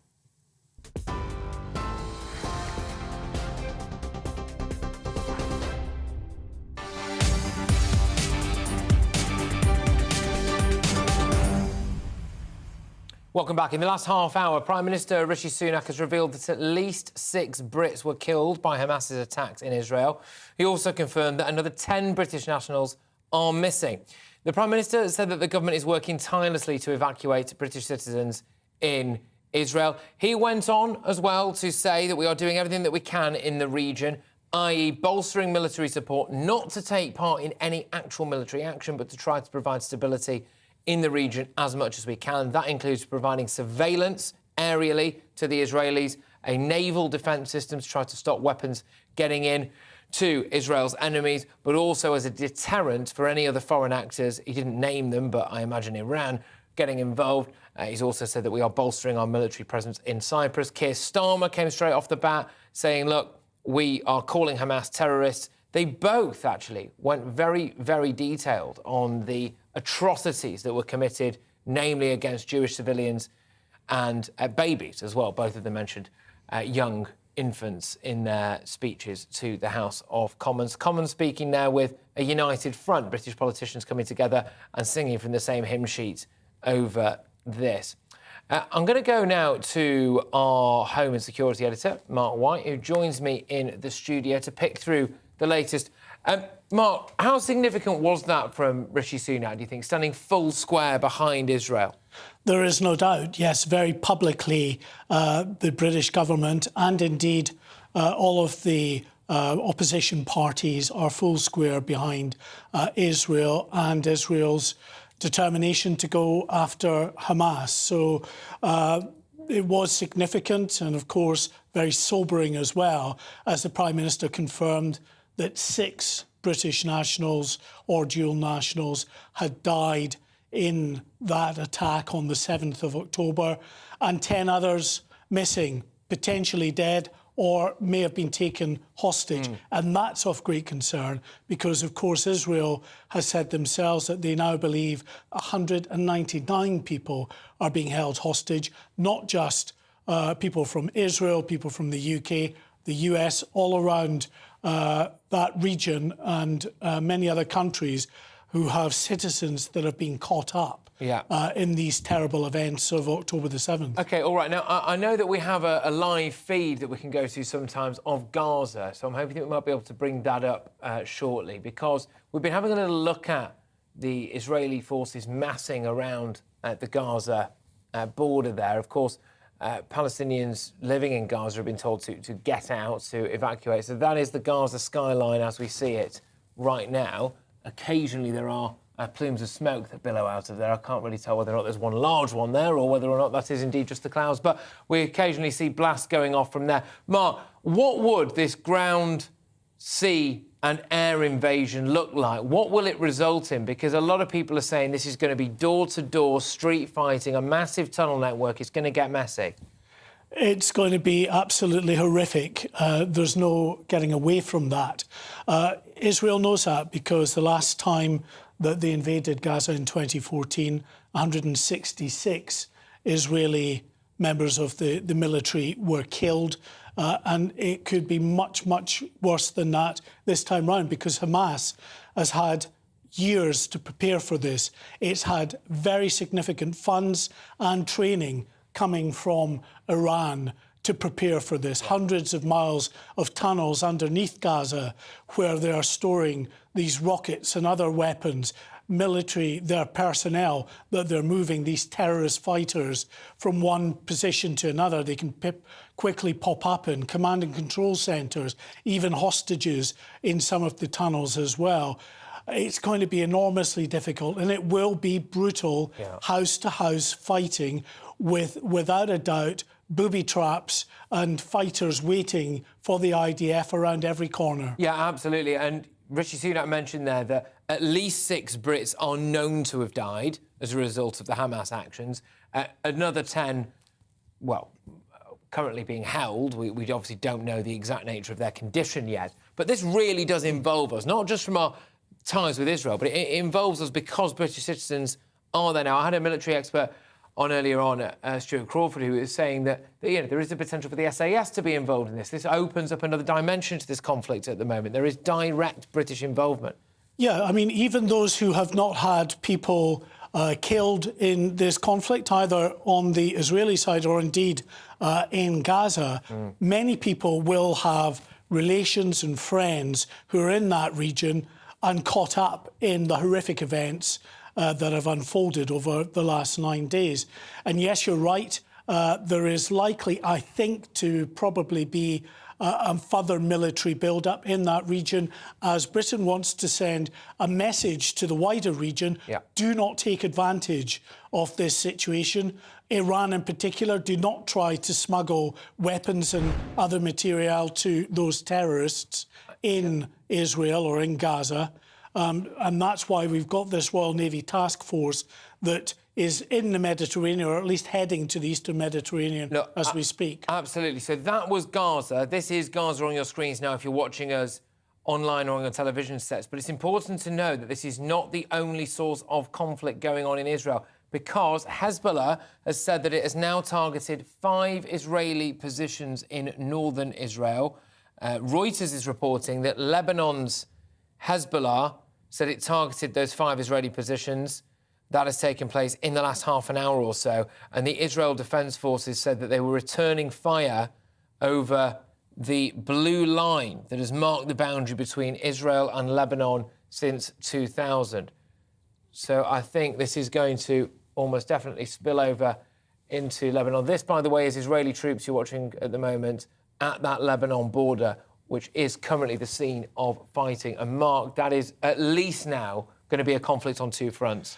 Well, whether it actually, in the end, becomes a full frontal assault by Hezbollah or not, what it will do and what it is doing is diverting a very significant number of Israeli armed military personnel up to that northern border with southern Lebanon. We know that 28 towns and villages around the Lebanese border, or Israel's border with Lebanon, are in the process of being evacuated because there is real concern. There has already been, well, these latest reports on top of what has been fire across the border from artillery, from rockets and missiles, and small arms fire as well. So whether Hezbollah engage in a full frontal assault or not, it's still very, very dangerous and tense up there, and is drawing significant Israeli forces up to that area. Definitely. We're back to Gaza now on your televisions or online, where there's been another explosion. You can see now smoke billowing into that skyline. So Israel continuing to bombard Gaza. For what it's worth, Mark, Israel have left it more than a week now. They've been very clear since the second it emerged that there was an incursion and then a terrorist activity in their area, that there was going to be massive retaliation. They've told people to get out of that particular part of Gaza and try to get themselves away from where this bombardment and fighting is going to be. There's been mixed reports, hasn't there, as to whether or not some of the fire from Israel has hit things like UN relief stations or columns of Gazans trying to get out. Other people are saying that actually Hamas has targeted some of their own people and that Hamas is urging those people to stay within that area. And if the latter is the case, then one does have to wonder whether or not Hamas is actually responsible for the death of the civilians, which inevitably will come from what we're going to see in the next couple of days. Listen, this is an almost impossible situation for the Israelis. At the end of the day, their stated aim is to go into Gaza to try to eradicate Hamas. That's what they feel they've got to do to get rid of this terrorist threat that manifested in such a bloody way on the 7th of October. But in going into Gaza, this densely populated city where the greater Gaza city area encompasses around 2 million people. Not as many now, because hundreds of thousands have heeded the Israeli warning and tried to get out. But still, you've got others who are, without a doubt, being prevented by Hamas from leaving that area. There's others who probably very willingly want to stay, either for ideological reasons, they don't want to cede ground to Israel and an Israeli invasion. Others will be willing to take up arms alongside the Hamas terrorists. But also there are those who cannot leave because they're elderly, infirm, in hospitals and the like. It's a big old bloody mess, and it's going to be horrific when the Israelis actually go in. It's horrific now in terms of the aerial bombardment that's happening and has been happening for days now, but it's going to get so much worse. Of course, one of the big players, the major player in all of this is America, is the United States, and Blinken, the US Secretary of State, has actually been in Israel again.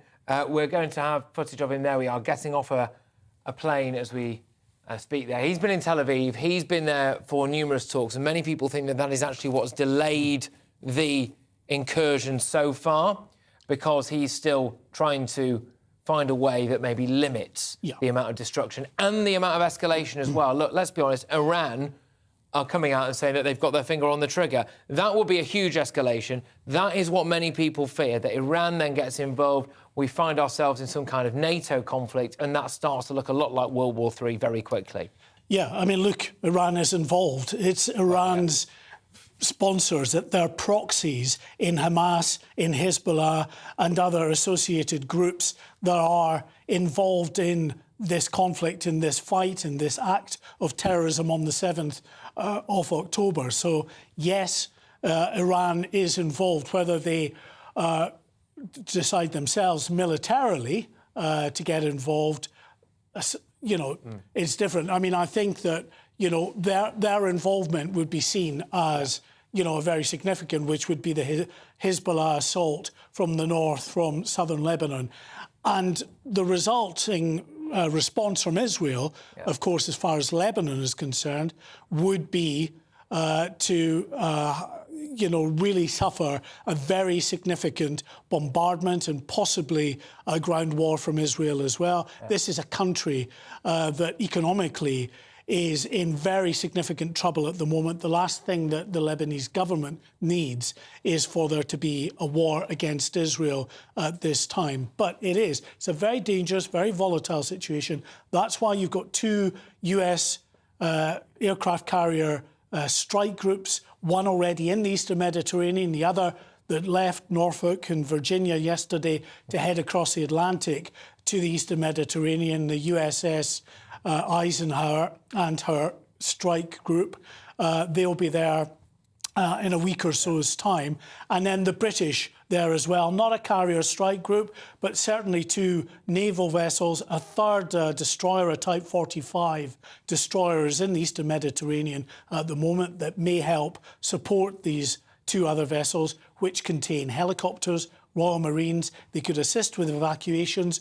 Another stated aim, according to Rishi Sunak, is to try to stop Iran sending any arms shipments to Hamas and other groups. Absolutely. Look, Mark, thank you very much. Mark White, there, our Home and Security Editor. I'm going to have loads coming your way very shortly. We'll replay you some of Rishi Sunak's greatest hits, as it were, in the House of Commons earlier on. One of the key things that he said was this: those who incite racial violence or hatred on our streets will feel the full force of the law. Clearly, he was referring to some incidents that took place on the streets of London and no doubt elsewhere over the course of the weekend. I'm going to have a big debate on that. I'm going to be talking to somebody who is in exile from Iran here to discuss Iran's potential involvement. I'm also going to be talking about a rise in anti-Semitism on the streets, and we're going to go to Tel Aviv as well to get the mood on the ground there. More reaction to that statement from Rishi Sunak coming after 6 Brits were killed during the Hamas attacks on Israel. Patrick Christys, GB News. This is Britain's News Channel. I think the most exciting bit for me is talking to ordinary people. People who I think are ignored often by the major news channels. We're going to give news they want to hear. There's a voice there that needs to be heard. I think there's a chance here for a diversity of opinion to be expressed, which you don't find elsewhere. It's really exciting. We don't hold back. We're free to say how decisions that are taken here affect us all around the country. Only on GB News, the People's Channel, Britain's news channel.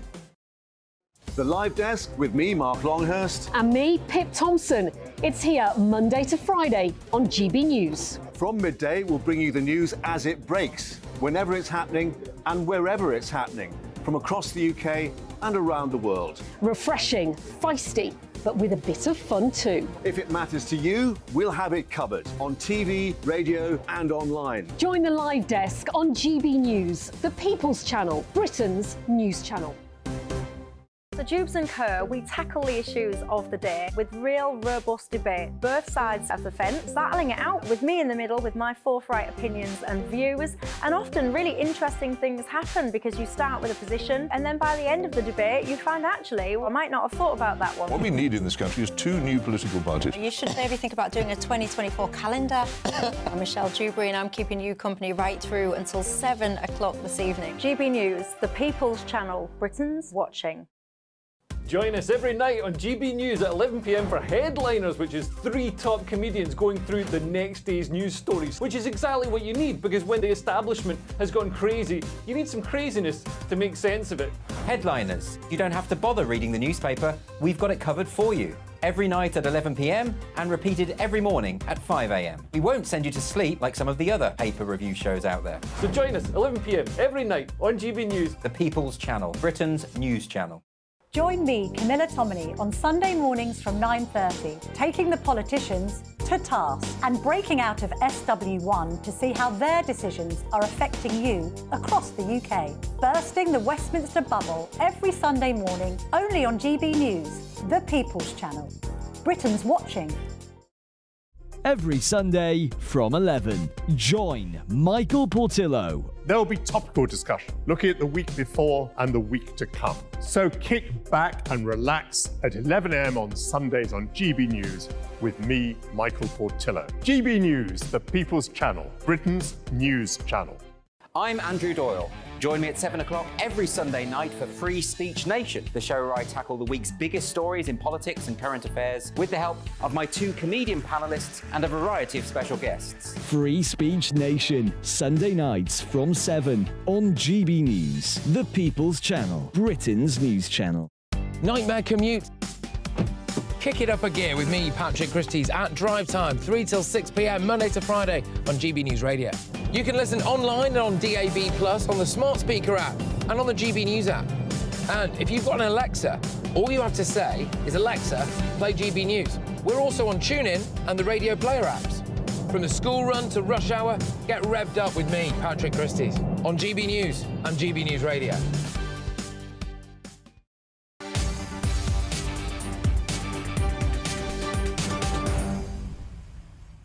Welcome back. Now, the House of Commons spoke with one voice in the past hour as both Rishi Sunak and Sir Keir Starmer were unequivocal in their support for both Israel and Britain's Jewish community, as well as confirming additional measures to protect synagogues and Jewish schools following an alarming rise in anti-Semitism. Rishi Sunak also confirmed that at least 6 Brits have sadly lost their lives in Israel since Hamas's terror attack last week. He also said that at least 10 others are missing. Let's get more now from GB News' political editor, Christopher Hope. Christopher, thank you. The key takeaways from Rishi Sunak and Keir Starmer's speech in the House of Commons. I felt it's one of those moments, I think, Patrick, when the House of Commons is at its best, when the statements there from both the PM Rishi Sunak, as well as Sir Keir Starmer, the Labour leader, were heard in complete silence and lots of murmuring of support. Then Theresa May spoke and others have spoken, condemning the violence, condemning the Hamas attacks, and speaking up in support of Israel, the people the people in Gaza who are suffering so much, and also the community here in the UK. It was deeply moving. It so often is. The language there from Rishi Sunak was striking. He called it a pogrom. As you say there, he said 6 Brits have died, 10 are missing, some presumed to be dead. No mention of hostages, and that might emerge in coming days. So Keir Starmer, replying, did talk about hostages, but we don't know how many there might be. So the idea there's 200, as we know, Israelis taken hostage by Hamas. As many as 10 of them could be British. We wait to find out the actual number. Also information about how many evacuated, 500 Brits evacuated from Israel, and also the build-up of UK naval forces in the Eastern Mediterranean, both to interdict arms, that means stop the spread of arms, but also help with any humanitarian issues there as they're build up in the south of Gaza. Big issues there. £3 million to help secure the safety of Jewish communities here in the UK. We stand by the Jewish community, he said, and indeed the government here sees what happened the week last Saturday as an existential strike by Hamas on Israel. Yeah, absolutely. He went on to say that we've been deploying RAF aircraft in the Royal Navy to stop the supply of further arms to the region and to help with the humanitarian effort. He also said that the government was increasing the spending on humanitarian aid by £10 million. That is understood to be trying to go to the Gaza region. They were also talking about trying to ensure that Gazans can get out of there by getting through into Egypt. But very conflicting reports about what's taking place there. I mean, I can see images that appear to show that Egypt has barricaded that border so that they don't allow Palestinians in. That border is so far still closed, and as those numbers build up, how long that can last for, we don't know. It's crucial, I think, in terms of the rules of engagement. I asked this to the Prime Minister's official spokesman at lunchtime. There was no answer. The rules of engagement for the UK, the British, the Royal Naval ships out there in the Eastern Med. He said very clearly, and it's worth repeating what the PM said there, isn't it? We are not engaging with fighting or an offensive in Gaza. Now, that shows the level, the degree of seriousness we are now in the Middle East. In fact, the PM must say that to MPs. There's no attempt that the UK forces will engage in fighting in Gaza. OK, now, Christopher, just stay there, because I'm going to play a clip now. There's been a sharp rise of anti-Semitism on the streets of Britain, something that Rishi Sunak sought to address when he came out and said that any kind of hate crime whatsoever, they will feel the full force of the law. There's a clip of an individual in the dead of night spraying red paint, here it is, over a Jewish school. So that has been reported by the Jewish Chronicle. This is alleged to have happened last night, so that Jewish children on a Monday morning would find this when they arrived at their school. That is absolutely so. We also saw protests in the streets of London over the weekend.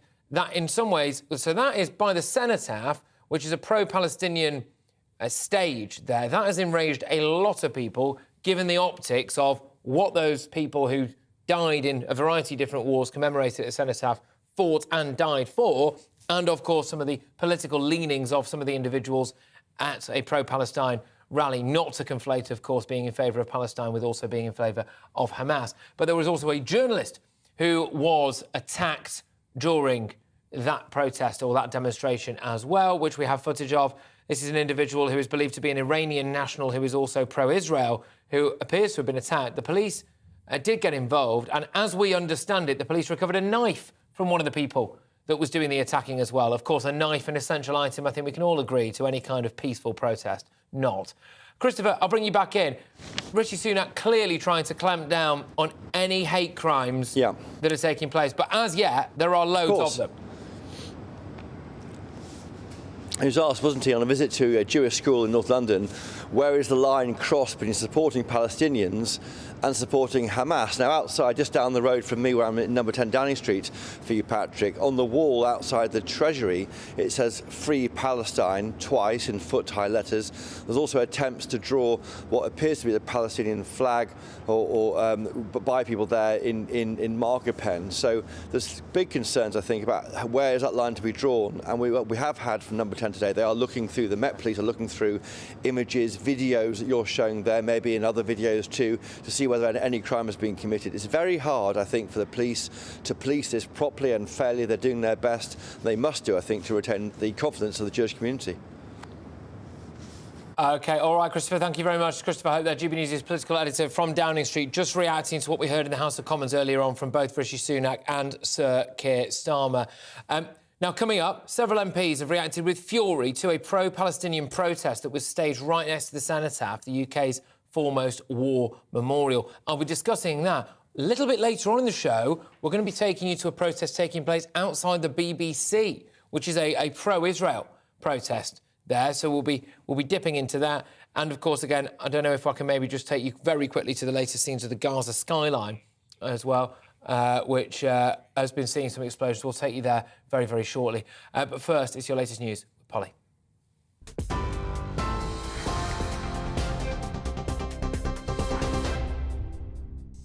Patrick, thank you. The top stories this hour. The Prime Minister has confirmed at least 6 British citizens were killed in Hamas's attack on Israel and a further 10 are still missing.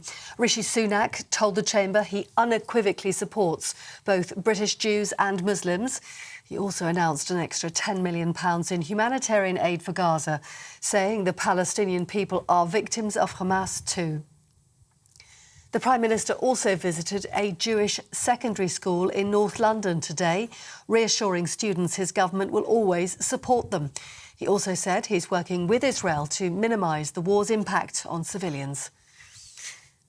Meanwhile, Egypt is under pressure to reopen the Rafah crossing with Gaza. It was meant to open earlier on this morning, and calls are being made for the safe passage of humanitarian aid, along with the evacuation of foreign nationals from the area. The United Nations is warning the humanitarian situation on the ground in Gaza is deteriorating quickly.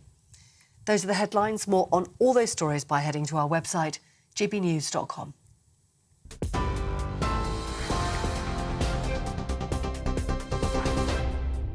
For a valuable legacy your family can own, gold coins will always shine bright. Rosalind Gold proudly sponsors the GB News Financial Report. Taking a look at today's markets, the pound buying you $1.2193 and €1.1559.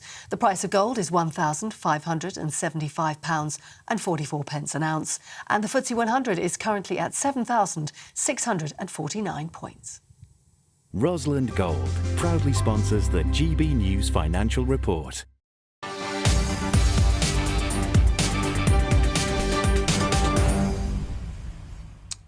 Several MPs have reacted with fury as a pro-Palestinian protest was staged right next to the cenotaph, the UK's foremost war memorial. Amidst confusion as to who, if anyone, allowed the protest there to go ahead, one MP even went as far as to call it a desecration of a sacred site.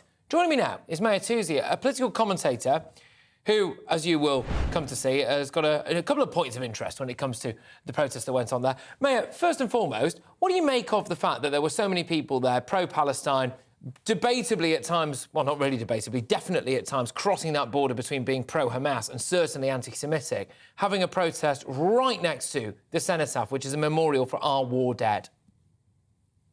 Yeah, so one issue that a lot of people are talking about is the fact that they say we as the West, whether it's our establishment or society, never actually clarified that, in terms of supporting the Jewish community, including Jews in Israel. So people will say, well, you allowed them, the enemy, to, in a very fake way, pretend that, we're just criticizing the Israeli government, when in reality they hate the Jews.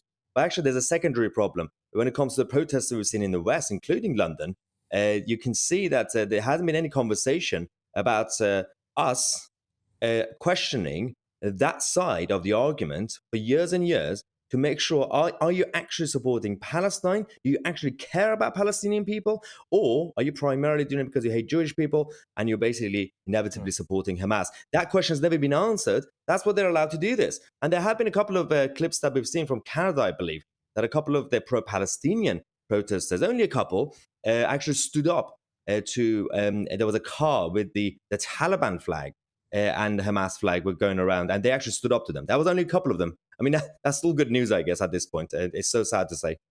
Yeah, exactly. And there was another flashpoint that took place over the weekend, which was a journalist called Vahid Beheshti, who I understand is of Iranian origin. You yourself, of course, are of Iranian origin, who was attacked by a group of individuals, one of whom was later revealed to reportedly be in possession of a knife. Mayor, what do you make of what's going on here? Yeah, so when it comes to this situation, there's also a personal side to my situation, because the first night, which was about a week ago, when there was a smaller group of let's just say anti-Israel side came out on the streets, I went out to do a live report for my YouTube channel, and that was quite intimidating. But since then, I was recognized when I went out a couple of days ago to try to report it. I couldn't, because I was targeted immediately. So I had to basically ask for shelter, and the police helped me. But Vahid Beheshti, who's for those who know, a British-Iranian journalist, is there, who did the hunger strike for weeks and weeks and months, actually, against the Islamic Revolutionary Guard in Iran. He's trying to campaign for the Foreign Office to see them as a terrorist organization. He has a peace camp outside the Foreign Office with the actual Persian Iranian flag, before pre-1979 revolution flag. And he just put up the Israeli flag to show solidarity for innocent Jews who died, and others in Israel who died as well. But he was attacked. And the footage that we have seen, it proves that there were a number of them. Not only they had knives, as you said, one of them actually was caught. There were no number of them that you can see that they were members of the Iranian Revolutionary Guard, because they had the card, they have the sign, and it shows on the camera that they were showing the posters of the supreme leader in Iran. And these people have a constitutionalized manifesto saying, we will wipe out, first the Jews, then any infidel. Yeah, and that is a key point, OK, because I think a lot of people who maybe took to the streets and potentially are going to, as this conflict inevitably escalates, waving the Palestinian flag, walking around, might be doing so from a very well-meaning perspective, saying, look, we want to avoid a humanitarian crisis. We do think that Israel has done some bad things in the past. We don't wholeheartedly support everything that's going on. We don't support Hamas, but we do support Palestine. And I can get that completely. But people should perhaps be aware, Maya, of the massively anti-Semitic undertones of a lot of people, certainly from Iran's perspective, who are anti-Israel. They're not just anti-Israel, are they? They're not just pro-Palestine. There's a lot more to it, Mayor, and you would know that. I mean, you know the situation in Iran better than most. Yeah, absolutely. I mean, regardless of what the others would say in the establishment, America was very defensive a few days ago, saying, well, no, it's definitely not Iran behind it. We have no evidence. Well, Iran has literally, as I said, a manifesto that every single day they say, anytime we have an opportunity, we will attack Israel. And they fund Hamas. They actually train Hezbollah. So it's not really a surprise. But for those who are going out there in the West, joining the so-called anti-Israel or pro-Palestine marchers, and again, there are a lot of them that are doing it because they're anti-Semitic. But if there are a few that are right now watching saying, well, I just went there because I just wanted innocent people in Gaza to not die. Well, the two things that they could do going forward is, one, none of you are going to these marchers asking for peace. None of you are asking for a peace treaty. None of them are saying, okay, let's all live together. The only solution that they have is from the river to the sea. They want to abolish the whole of the state of the Jewish state. And that's one issue. And second problem is they're not really actually listening to the ordinary people in Gaza. As I've been saying, even on my channel, there are a lot of people in Gaza who are oppressed, but they are oppressed by Hamas. It's the same thing with the Palestinian Authority. The ordinary people don't have freedom, democracy, don't have basic prosperity, good education. So if you want to liberate people, ask for the actual people in Gaza and in Palestine, generally speaking, to be liberated, obviously, and be free from their authoritarian regimes. Maya, thank you very, very much, as ever. It's Maya Tusi, who's a political commentator, friend of the show, friend of the channel as well. And it'll be worth contrasting, I think, at around 5:30 this evening when I take you live to a protest outside the BBC from the Jewish community and from the pro-Israeli community, to contrast some of the scenes that we see there with what we saw at the weekend. Just quickly, Suella Braverman, our Home Secretary, has tweeted, last weekend an intimidating mob marched through London chanting, from the river to the sea, Palestine will be free. She goes on to remind individuals that, in her view anyway, that is sung often by people who seek to eliminate Israel, and is part of a wider anti-Semitic discourse. So there we go. That's the latest from our Home Secretary. Look, let's turn once again to the Israel-Hamas war, though. Of course, we're expecting an imminent ground invasion by the Israeli forces. You've heard a little bit from Maya Toussi about how that could escalate and who could be behind it, but we're going to go to Tel Aviv now and speak with GB News reporter Charlie Peters. Charlie, thank you. What's the scene where you are? What's the tension like at the moment? I can hear music in the background.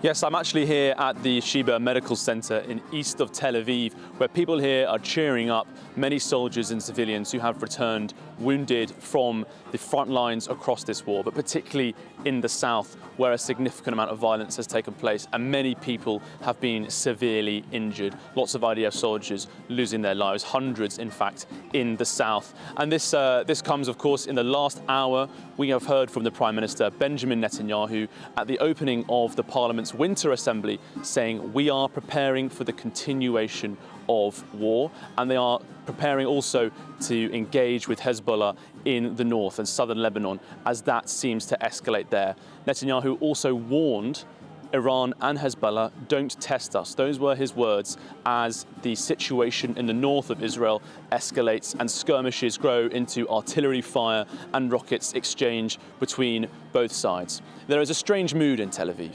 In some cases, there is misery and heartache and pain around us as people return from the suffering they've endured. And at the same time, there are injured soldiers trying to erase the memories of what they've seen last week and those atrocities in the south, being supported and cheered on by volunteers here gathering in their hundreds to support the forces in the Sheba Medical Center. But this place is also on the war footing. Earlier today, we met with the director of the burns unit here, who has been treating so many civilians from that devastation in the south of the country, who says that this is only the beginning. They are preparing for a long war. They know that the worst is to come, because it is highly likely that that ground invasion into the Gaza Strip is set to occur in the coming days as more civilians move from the north to the south and the Israeli Air Force continues to shape the ground with advanced munitions on Hamas military capabilities. Before those forces can move in, they need to remove as many terrorists in the north as possible.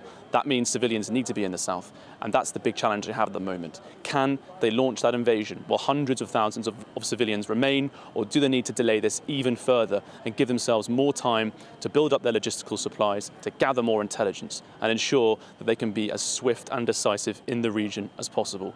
It seems that whatever happens, though, whenever that invasion does come in, this country is gearing up for a long conflict. Yeah. This war will not be over quickly.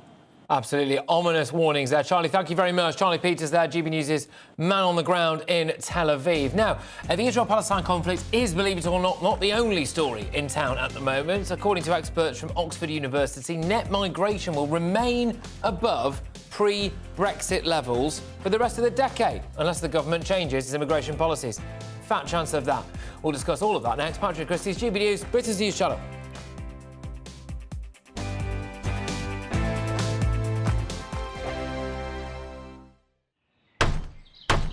Who is it? We're here for the show. More energy this time! Welcome to the Dinosaur Hour. I was married to a therapist. And you survived? I thought we were getting Hugh Laurie. Second best. You interviewed Saddam Hussein. What's that like? I was terrified. I'm playing strip poker with these three. Ah! No, thank you. My CDs need to be put in alphabetical order. Are you going to be problematic again? The Dinosaur Hour. Sunday, the 29th of October at 9 on GB News. What you get for breakfast is something that, if we do our jobs right, you will wake up to news that you didn't know the night before. It's a conversation. It's not just me and Eamon. We want to get to know you, and we want you to get to know us. From 6, it's Breakfast with Eamon and Isabel. Monday to Thursdays on GB News. Britain's news channel. People in Britain, they love free speech, but they also love fair play. I don't care if I'm speaking somebody from a trade union, from the Labour Party, somebody from the SNP. And I think the viewers like to see that actually we can challenge one another, but in a positive way.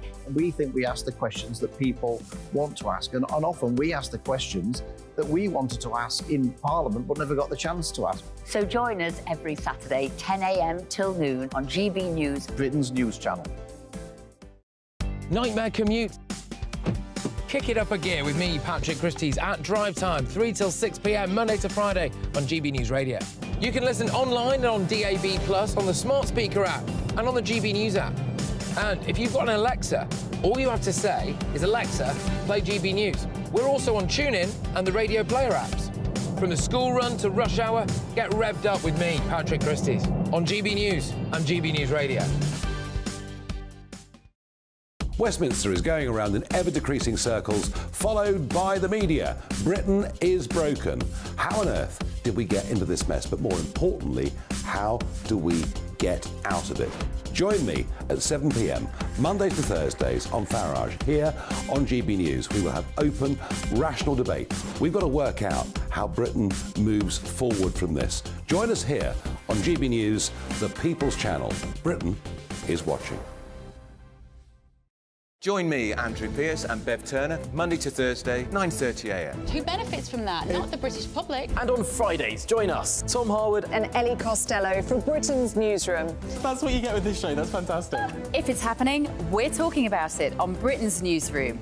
GB News, Britain's news channel. GB News, unlike other broadcasters, isn't obsessed with the London-Westminster bubble. We think there's a nation beyond the M25, and that's why we talk about the issues that matter across the land. Join me on State of the Nation, 8 to 9 o'clock, Monday to Thursday, on GB News. Daisy's listening, and you should too. Now then, Lee Anderson here. Join me on GB News on my show, The Real World, every Friday at 7 p.m. I'm not eating bloody cat. Are you Delicious. mental? Open your mouth. OK, here comes a train. Reminds me of the scene in Singing in the Rain. Adam, is that a good one? Whoa! Join me at 7 on GB News, Britain's news channel.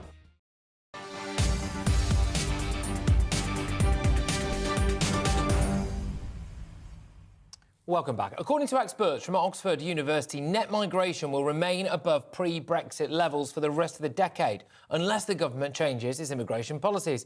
Well, whilst this will come as a blow to the government, which has repeatedly failed to bring net migration down to the tens of thousands, some would argue they never even tried, it will arguably come as an even greater blow to Brexiteers, who voted to take back control of Britain's borders back in 2016. So, is this the Brexit that we voted for?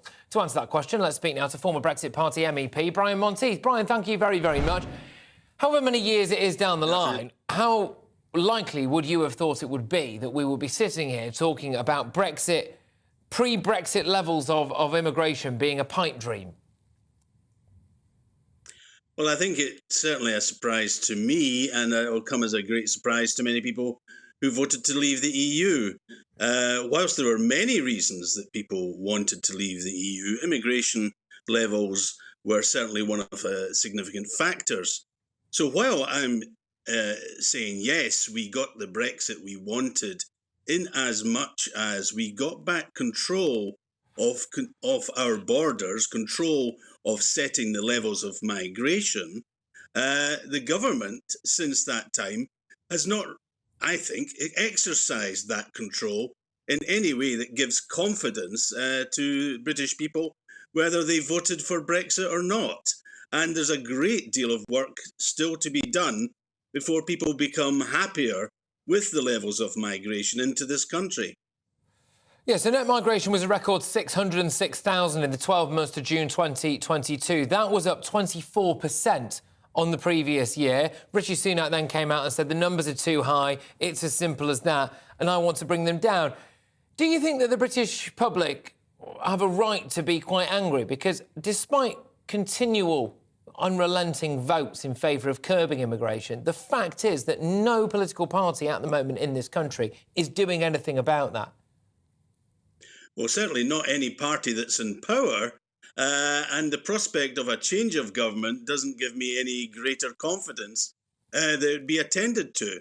There are a number of difficulties that stem from the high levels of migration that Britain has had, not least the pressure on housing, and that has not abated. In fact, it's just simply getting worse because we're not building enough houses for the current population. Yeah. Never mind the number of people we're actually allowing into the country legally.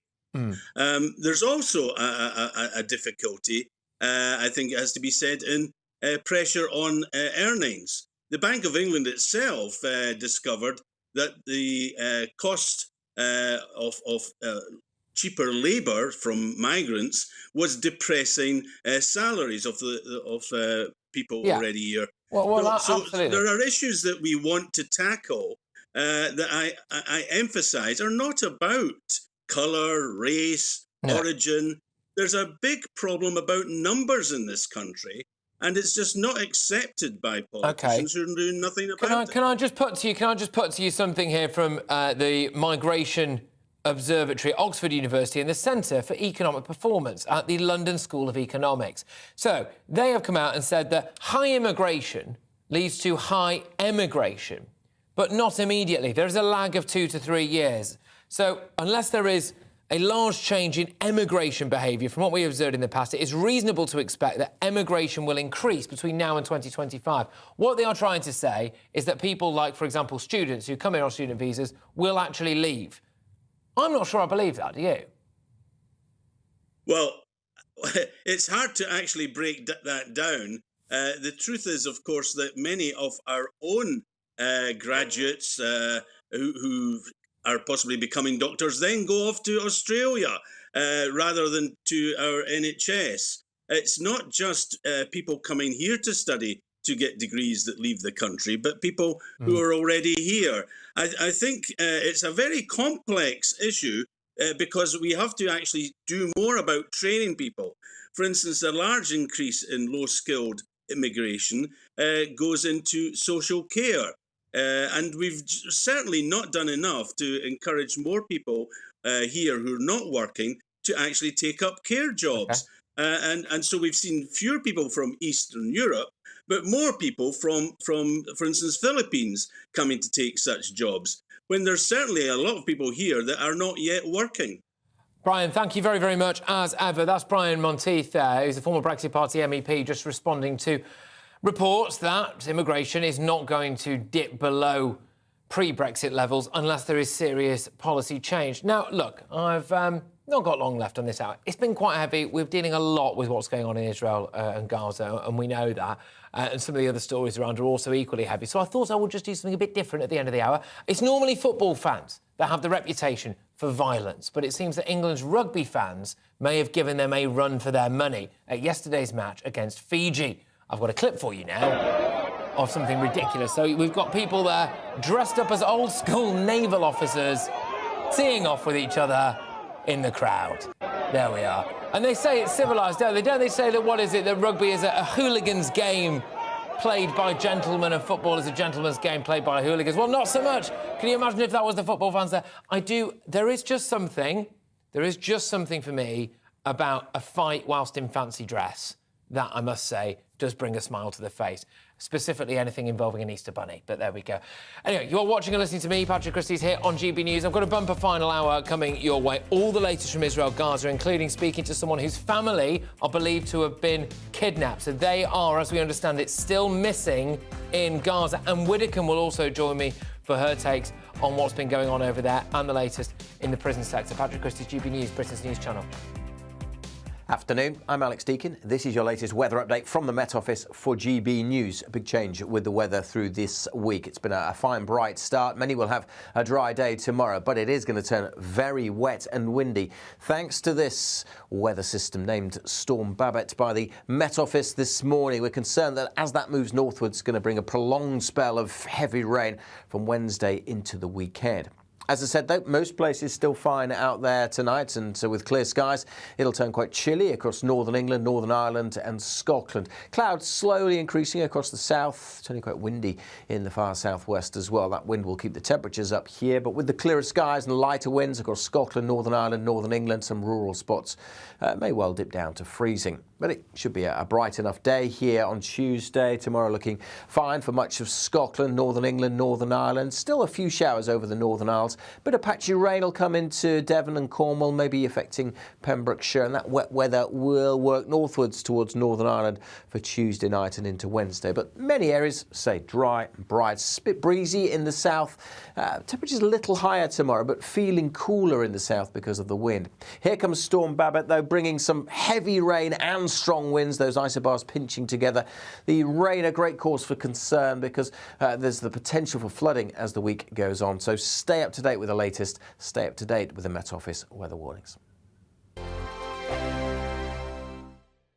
I think the most exciting bit for me is talking to ordinary people. People who I think are ignored often by the major news channels. We're going to give news they want to hear. There's a voice there that needs to be heard. I think there's a chance here for a diversity of opinion to be expressed, which you don't find elsewhere. It's really exciting. We don't hold back. We're free to say how decisions that are taken here Affects us all around the country. Only on GB News, the People's Channel, Britain's news channel. The Live Desk with me, Mark Longhurst. And me, Pip Thompson. It's here Monday to Friday on GB News. From midday, we'll bring you the news as it breaks, whenever it's happening and wherever it's happening, from across the UK and around the world. Refreshing, feisty, but with a bit of fun too. If it matters to you, we'll have it covered on TV, radio and online. Join the Live Desk on GB News, the People's Channel, Britain's news channel. So Jubes and Kerr, we tackle the issues of the day with real robust debate, both sides of the fence, battling it out with me in the middle with my forthright opinions and views. And often really interesting things happen because you start with a position and then by the end of the debate you find actually, well, I might not have thought about that one. What we need in this country is 2 new political parties. You should maybe think about doing a 2024 calendar. I'm Michelle Dewberry and I'm keeping you company right through until 7 o'clock this evening. GB News, the People's Channel, Britain's watching.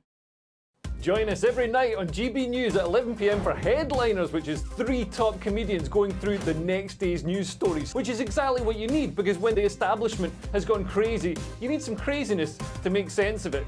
Headliners. You don't have to bother reading the newspaper. We've got it covered for you. Every night at 11 p.m. and repeated every morning at 5 a.m. We won't send you to sleep like some of the other paper review shows out there. So join us 11 p.m. every night on GB News. The People's Channel, Britain's news channel.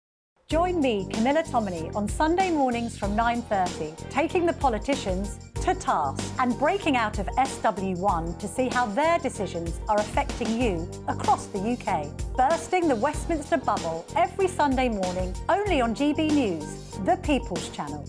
Britain's watching. Every Sunday from 11, join Michael Portillo. There'll be topical discussion, looking at the week before and the week to come. So kick back and relax at 11 a.m. on Sundays on GB News with me, Michael Portillo. GB News, the People's Channel, Britain's news channel. I'm Andrew Doyle. Join me at 7 o'clock every Sunday night for Free Speech Nation, the show where I tackle the week's biggest stories in politics and current affairs with the help of my 2 comedian panellists and a variety of special guests. Free Speech Nation, Sunday nights from 7 on GB News, the People's Channel, Britain's news channel. Nightmare commute. Kick it up a gear with me, Patrick Christys, at drive time, 3 till 6 p.m, Monday to Friday on GB News Radio. You can listen online and on DAB+, on the smart speaker app, and on the GB News app. And if you've got an Alexa, all you have to say is, Alexa, play GB News. We're also on TuneIn and the Radio Player apps. From the school run to rush hour, get revved up with me, Patrick Christys, on GB News and GB News Radio.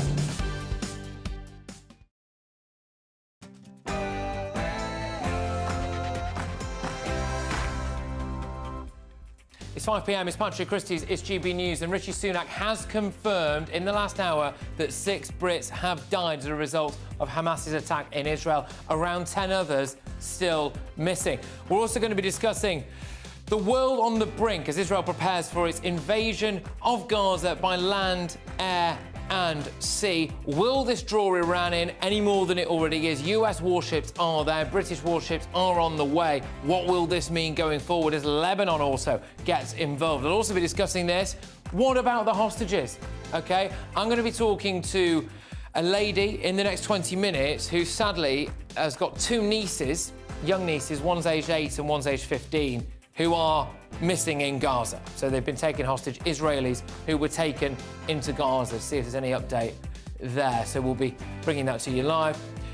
And we're going to be going to a pro-Israel BBC protest outside New Broadcasting House. That's set to start in the next hour. I'll be showing you the scenes there as the BBC again comes under continued fire for its inability to call Hamas a terror group and its broader coverage of this conflict so far. And Anne Widdecombe joins me. Yes, that's right. We're going to be talking about all of that, plus a move now to deport more foreign criminals from British prisons, and that report as well that immigration into Britain could well not actually dip to pre-Brexit levels in the next decade. Patrick Christys, GB News.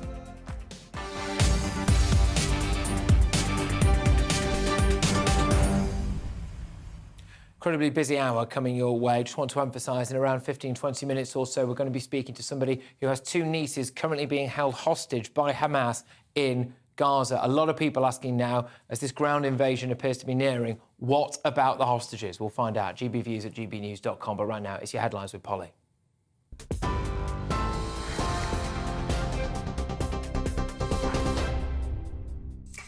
Patrick, thank you, and good evening to you. Well, the top story from the GB newsroom is that the Prime Minister has confirmed at least 6 British citizens were killed in Hamas's attack on Israel last weekend, and a further 10 are still missing. Earlier, MPs and peers observed a minute's silence in the House of Commons, with the Speaker, Sir Lindsay Hoyle, saying the whole House was shocked by the recent terrorist attack on Israel. Rishi Sunak told the Chamber he unequivocally supported both British Jews and Muslims. He also announced an extra £10 million in humanitarian aid for Gaza, saying the Palestinian people are victims of Hamas too. Addressing the British Jewish community directly, the Prime Minister said the government's doing everything it can to protect them. We stand with you now and always. Yeah. This atrocity was an existential strike at the very idea of Israel as a safe homeland for the Jewish people. I understand why it has shaken you to your core, and I am sickened that anti-Semitic incidents have increased since the attack. We are doing everything that we can to protect you. Well, the Prime Minister's also been busy visiting a Jewish secondary school in North London this morning. He reassured students that his government would always support them. He also said he's working with Israel to minimise the war's impact on civilians. Meanwhile, Egypt is under pressure to reopen the Rafah crossing in the south on its border with Gaza. Calls are being made for the safe passage of humanitarian aid, along with the evacuation of foreign nationals from the area. It was due to open first thing this morning, but remains closed as of now. The United Nations warning the humanitarian situation in Gaza is deteriorating, and Israel confirming nearly 200 hostages are being held in the area by the terrorist group Hamas. Gaza's health ministry says more than 2,800 Palestinians have been killed since the 7th of October, and nearly 11,000 have been wounded by Israeli airstrikes. Meanwhile, the Israeli military outside Gaza is amassing to prepare for a ground offensive. The country's Prime Minister, Benjamin Netanyahu, vowing to demolish Hamas. But the US President Joe Biden saying he's confident Israel will act within the rules of war, adding there must be a path to a Palestinian state. And shuttle diplomacy on behalf of the US Secretary of State has been going over the last few days, with Antony Blinken in the centre of your picture if you're watching on television, visiting a few Arab nations. Antony Blinken back in Israel today after meeting the Prime Minister 5 days ago. He is working to prevent that Israel-Hamas war from igniting a broader regional conflict. He's trying to get humanitarian aid into civilians as well. Now, in UK news today, a man once suspected of being part of the Islamic State death squad known as the Beatles has pleaded guilty to terrorism charges.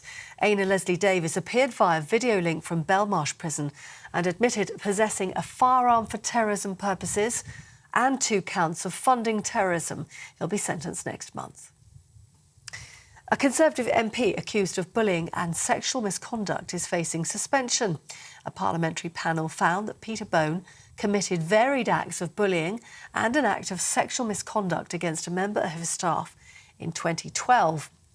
The panel is recommended he be suspended for 6 weeks, a move that could trigger a recall petition.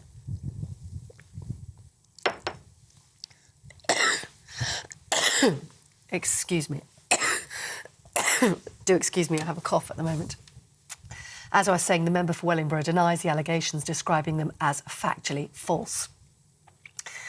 Now, if my voice will hold out, let's tell you about the Foreign Secretary. He's in Albania to help tackle illegal migration at the moment.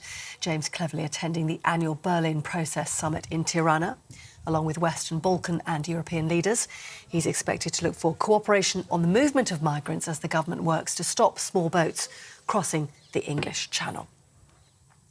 With GB News across the UK on TV, in your car, on digital radio and on your smart speaker by saying play GB News. This is Britain's news channel.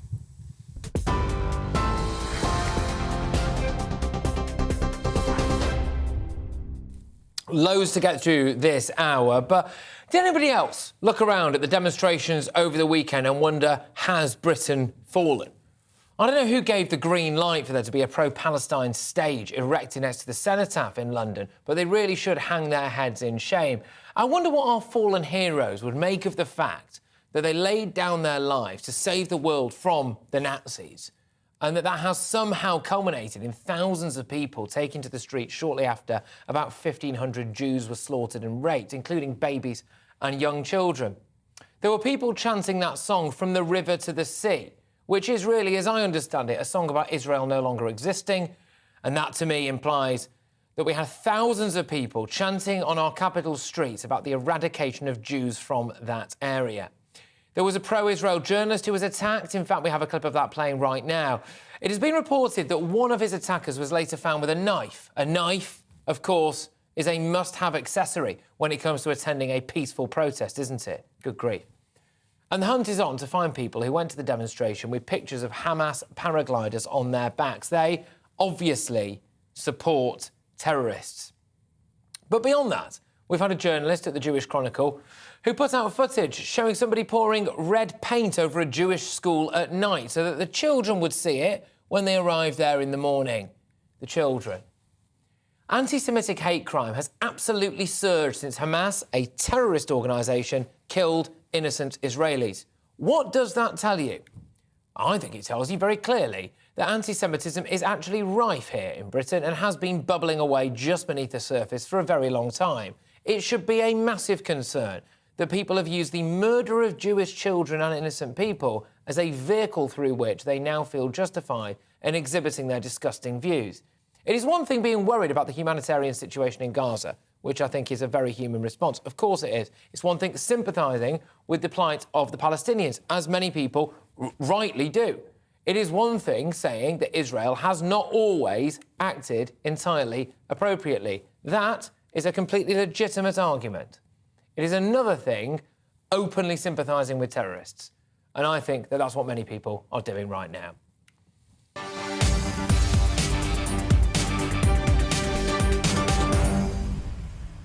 Get your views coming in, gbviews@gbnews.com. I am going to be talking very shortly to a lady whose two nieces, one who's aged 8 and one who's aged 15, are currently being held hostage by Hamas in Gaza. That's coming your way shortly. But we start this hour with Rishi Sunak's statement in the House of Commons, which he delivered in the last hour. The Prime Minister was updating MPs on the conflict in the Middle East, and he confirmed, sadly, that at least 6 Brits had now been killed and that 10 others are missing following last week's Hamas attack. Here's what he had to say. But with a heavy heart, I can inform the House that at least 6 British citizens were killed. A further 10 are missing, some of whom are feared to be among the dead. We are working with Israel to establish the facts as quickly as possible, and we are supporting the families who are suffering unimaginable pain.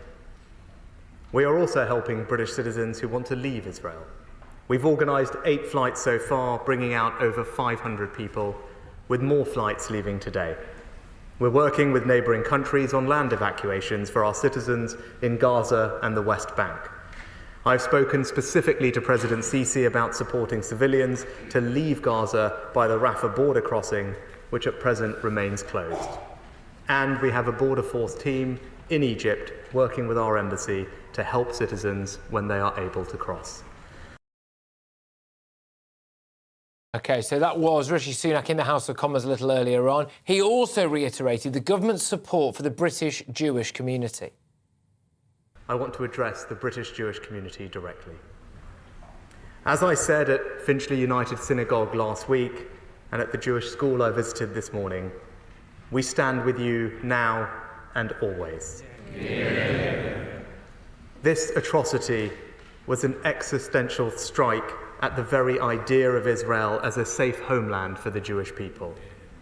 I understand why it has shaken you to your core, and I am sickened that anti-Semitic incidents have increased since the attack. We are doing everything that we can to protect you. We are providing an additional £3 million for the Community Security Trust to protect schools, synagogues, and other Jewish community buildings. And we are working with the police to ensure that hate crime and the glorification of terror is met with the full force of the law. Well, that's the view from here. I think it's time now that we went to Tel Aviv, isn't it, as we expect the imminent ground invasion by Israeli forces into Gaza, and speak with GB News' reporter Charlie Peters. Charlie, thank you very much. What's the situation where you are at the moment?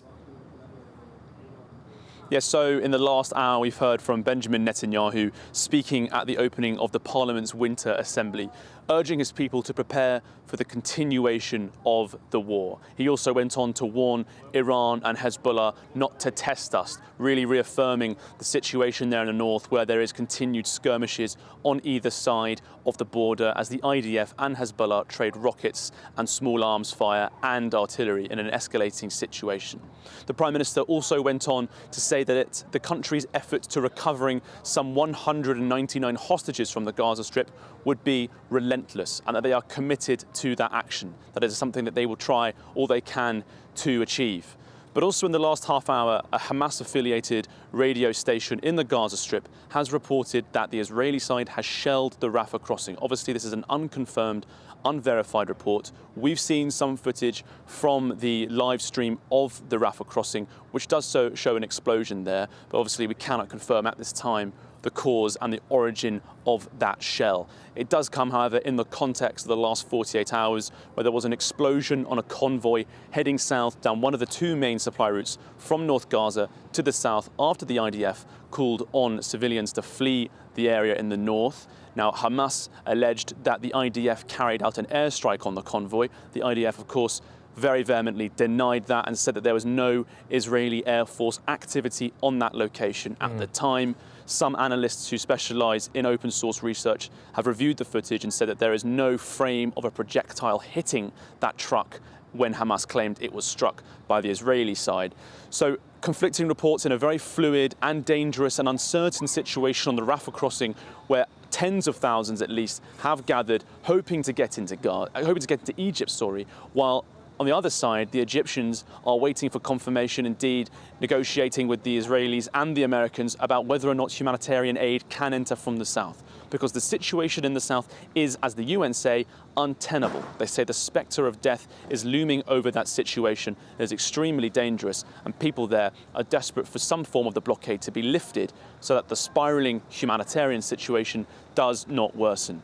The Israeli side need more civilians to move from the north to the south so that they can continue their bombardment of the north on Hamas military capabilities and prepare the ground for that likely and imminent ground invasion. They cannot do that. They cannot expect civilians to move south so long as the south of the Gaza Strip remains so dangerous, remains so deadly, and is a grave humanitarian situation. So a very tense scenario here in Israel and in the Gaza Strip. An escalating situation on the north, a worsening situation on the south, and Benjamin Netanyahu saying, prepare for a long war. The continuation of the war is ongoing. Yeah, prepare for a long war. Now, Charlie, you're obviously at a hospital there. I understand that they are treating people already at that hospital, Jewish Israeli military casualties. How bad is that situation? I mean, we're not actually hearing a huge amount of that. It's all very much about what's about to happen, what's going to happen on the ground now. But casualties are mounting already, right?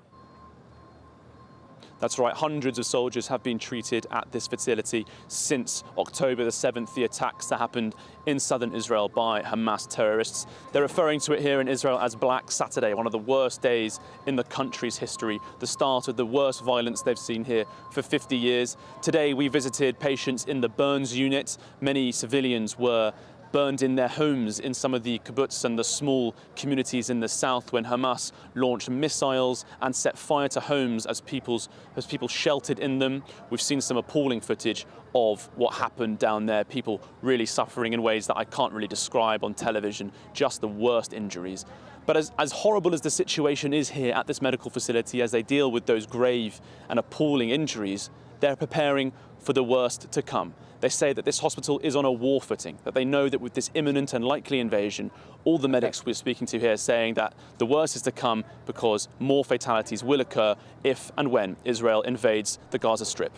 Charlie, thank you very much. Charlie Peters there, our man in Tel Aviv. Joining me now is the defence editor of the Evening Standard. It's Robert Fox. Robert, thank you. Great to have your insight on the show. As and when the Israelis decide to enter via land, air and sea into Gaza, they're going to be confronted by a network of tunnels larger than the London Underground, apparently. What do we know about that? What can we expect to happen there? Well, we know quite a lot about these networks, which were established by Hamas virtually since they took over in 2007. They are networks, they're military networks for supplying underground, for building armaments underground, for being barracks underground, and also for penetrating under the wire. They tried on many, many occasions to get into the kibbutzim, which they attacked on the 7th of October, by going underground. The Israelis were quite successful with ground sensors and all kinds of ingenious methodology of thwarting that. They didn't completely stop it because there were successful attacks, but nothing on the scale that we've seen now. And perhaps they got a little complacent about it.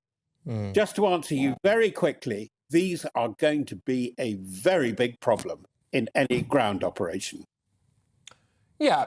I mean, how likely is this that this is going to be an incredibly long and bloody war? It's going to be very complex. I was reading the remarks just before coming on air of Ehud Barak, who was Prime Minister. He's of the left and a very successful Chief of Staff, head of the Israeli Defense Forces. And he was saying that you've really got to take it very slowly. And indeed, any ground operation involving intensive urban fighting is very, very difficult indeed. And I think Mr. Barak, former General Barak, really has a point in saying that this will have to be phased. If you rush at it, Patrick, the different forces will get confused. It's terribly difficult for ground forces to communicate when you're going in urban operation. I saw it in the early years in '73 in West Belfast, in Derry, where British troops had to be stopped from communicating with each other from one street to the other, because they then get confused. They get confused by the gunfire, and they think that, you know, a friend becomes foe and foe becomes friend. And that's going to be multiplied so many times with what we're likely to see in northern Gaza. And also, Robert, just finally and quickly with you, the Israelis will be confronted by an enemy that actually welcomes death, won't they? These are the kind of people that want to die for a higher power and a higher cause, which with it, I imagine, poses its own problems. I'm afraid in those ugly scenes of October the 7th, there is more than enough evidence that these guys were pumped up on a suicide mission. Yes, there will be stay-behinds, there will be the most dreadful booby traps, and of course the Israelis will have to use very modern weapons, thermobaric weapons, which suck the oxygen out, and unfortunately in these huge tunnels, they will not be able to discriminate very easily between civilian and very, very determined fighter. Robert, thank you very much. I'll talk to you again soon. It's Robert Fox there, who's the defence editor of the London Evening Standard. Always worthwhile listening to what he has to say. Now, Israel says that it now believes at least 199 hostages were taken following that Hamas attack. Many of them are children.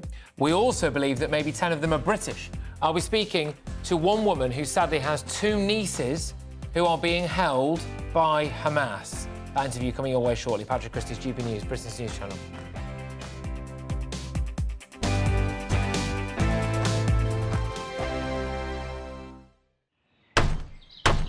Who is it? We're here for the show.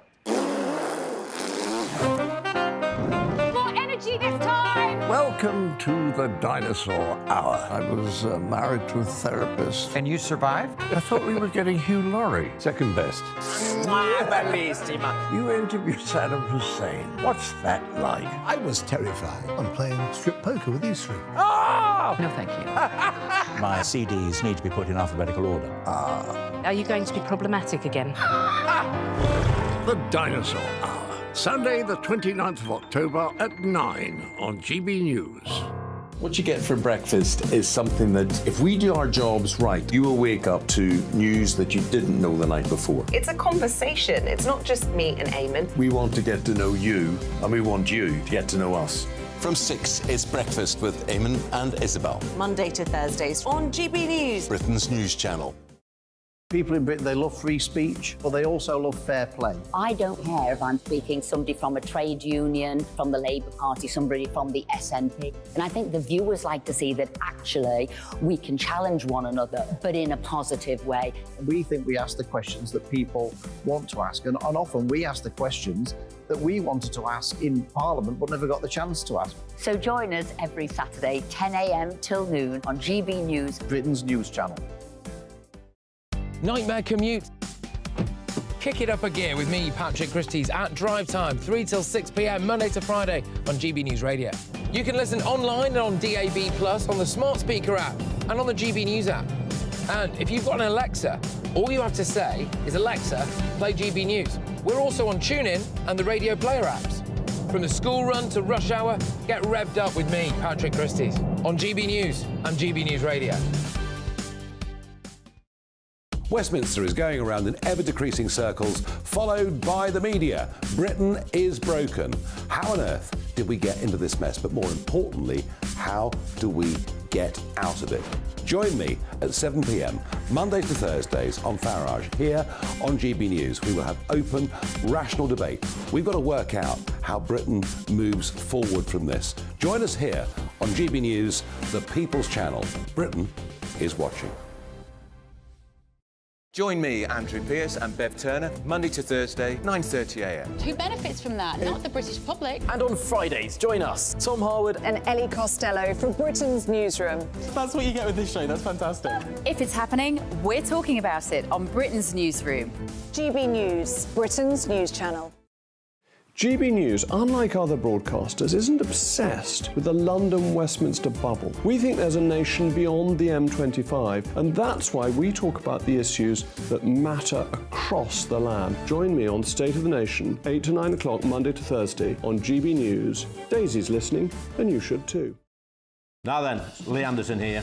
Join me on GB News on my show, The Real World, every Friday at 7 p.m. I'm not eating bloody cat. Are you Delicious. mental? Open your mouth. Okay, here comes a train. Reminds me of the scene in Singing in the Rain. Adam, is that a good one? Whoa! Join me at 7 on GB News, Britain's news channel.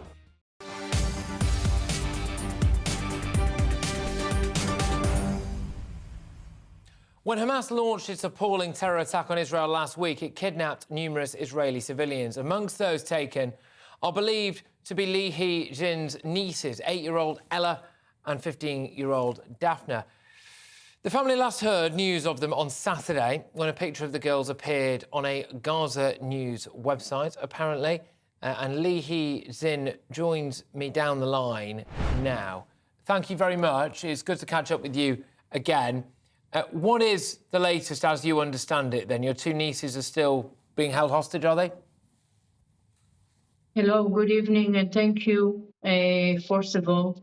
No, we don't have information about the girls. The only information we have, they kidnapped in the morning all the family from Nahal Oz, from the kibbutz.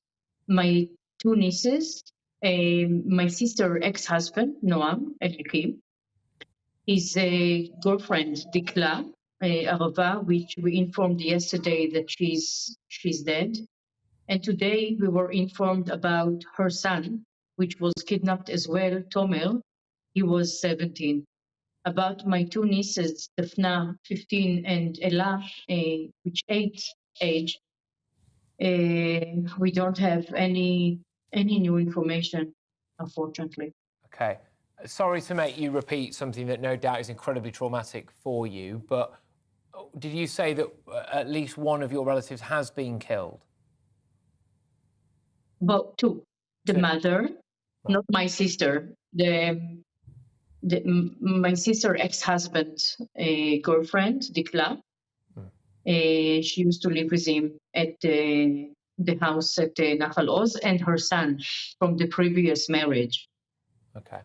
And what kind of information are you getting at all from the Israeli government about what's being done to get some contact with the hostages? Is there any negotiation taking place? You don't seem like you're having much contact there. No. No, we don't have information. Myself, I believe that even if they have something, they probably won't share everything. It's too sensitive. The two girls kept at Gaza, and it can't be too sensitive. So I trust them. I believe that they will do everything to bring the girls back. All the citizens were kidnapped, kids, women, babies, and I think the Hamas will do right if they will send them right away as well. So, could you give a message to Hamas what you want them to do right now?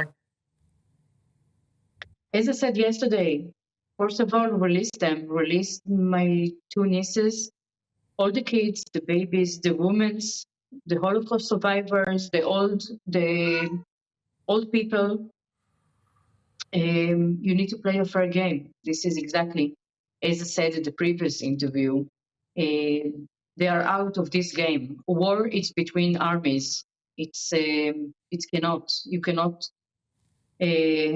cannot get in the houses at 6:30 in the morning and to kidnap citizens from the houses. You need to play a fair game. You cannot do a massacre. You cannot. I'm talking with you about people which get butchered, slender like lambs. They realized later on that they took a woman, pregnant woman, they opened her belly and took the fetus out.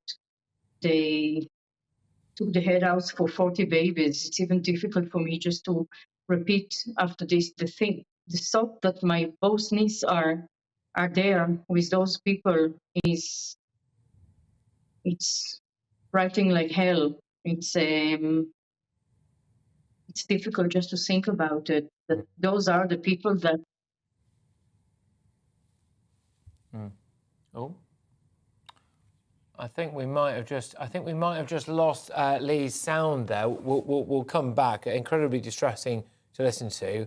I can only imagine how her and her family are coping at the moment with that absolutely horrific idea that two of their extended family members have died as a result of the Hamas incursion into Israel, and that two nieces, one's aged 8 and one's aged 15, is still currently being held hostage by Hamas. No contact and no information from the Israeli government. She's clinging to the hope that there is some kind of communication through back channels, which there may well be, but as yet she is not hearing anything from the Israelis. Now, what we are anticipating is a ground invasion by the Israelis in the coming days.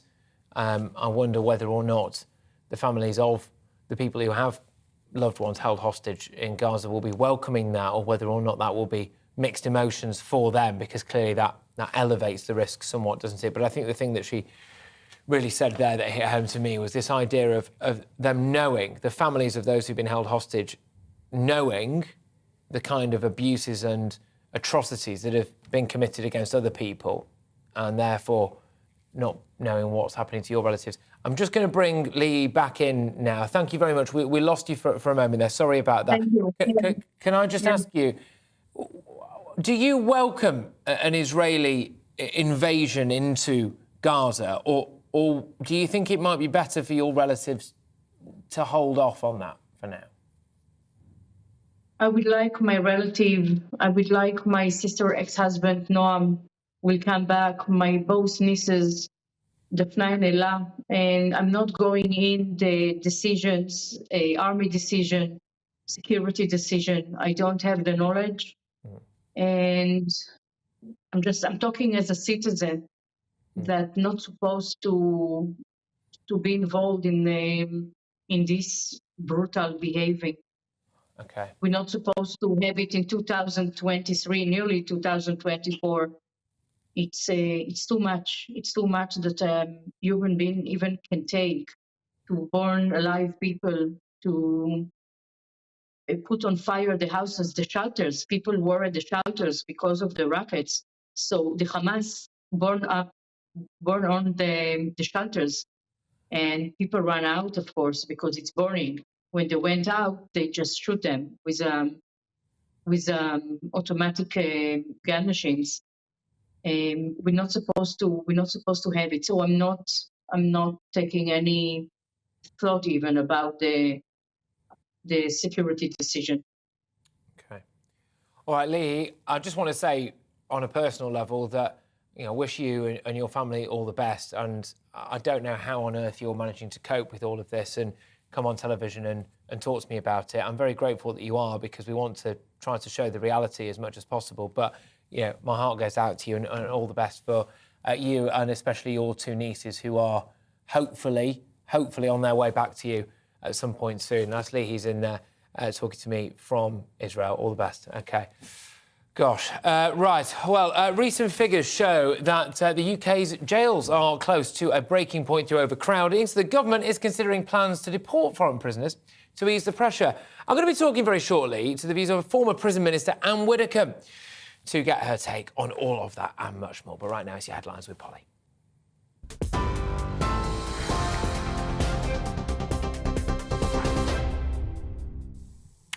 Patrick, thank you. The top stories this hour. The US Secretary of State has been in Israel today, holding talks with senior leaders over how to get aid into Gaza. Antony Blinken's visit comes as doctors struggle to help rising numbers of patients, including children injured in airstrikes. Hospitals are running short on medicines and fuel due to the blockade. Here, the Prime Minister has confirmed at least 6 British citizens were killed in Hamas's attack on Israel. And a further 10 people are still missing. Rishi Sunak told the Chamber he unequivocally supports both British Jews and Muslims. He also announced an extra £10 million in humanitarian aid for Gaza, saying the Palestinian people are victims of Hamas too. And Egypt is under pressure today to reopen the Rafah crossing with Gaza in the south. Calls are being made for the safe passage of humanitarian aid, along with the evacuation of foreign nationals from the area. The United Nations is warning the humanitarian situation on the Gaza Strip is deteriorating quickly. Those are your latest news headlines. More on all those stories by heading to our website, gbnews.com.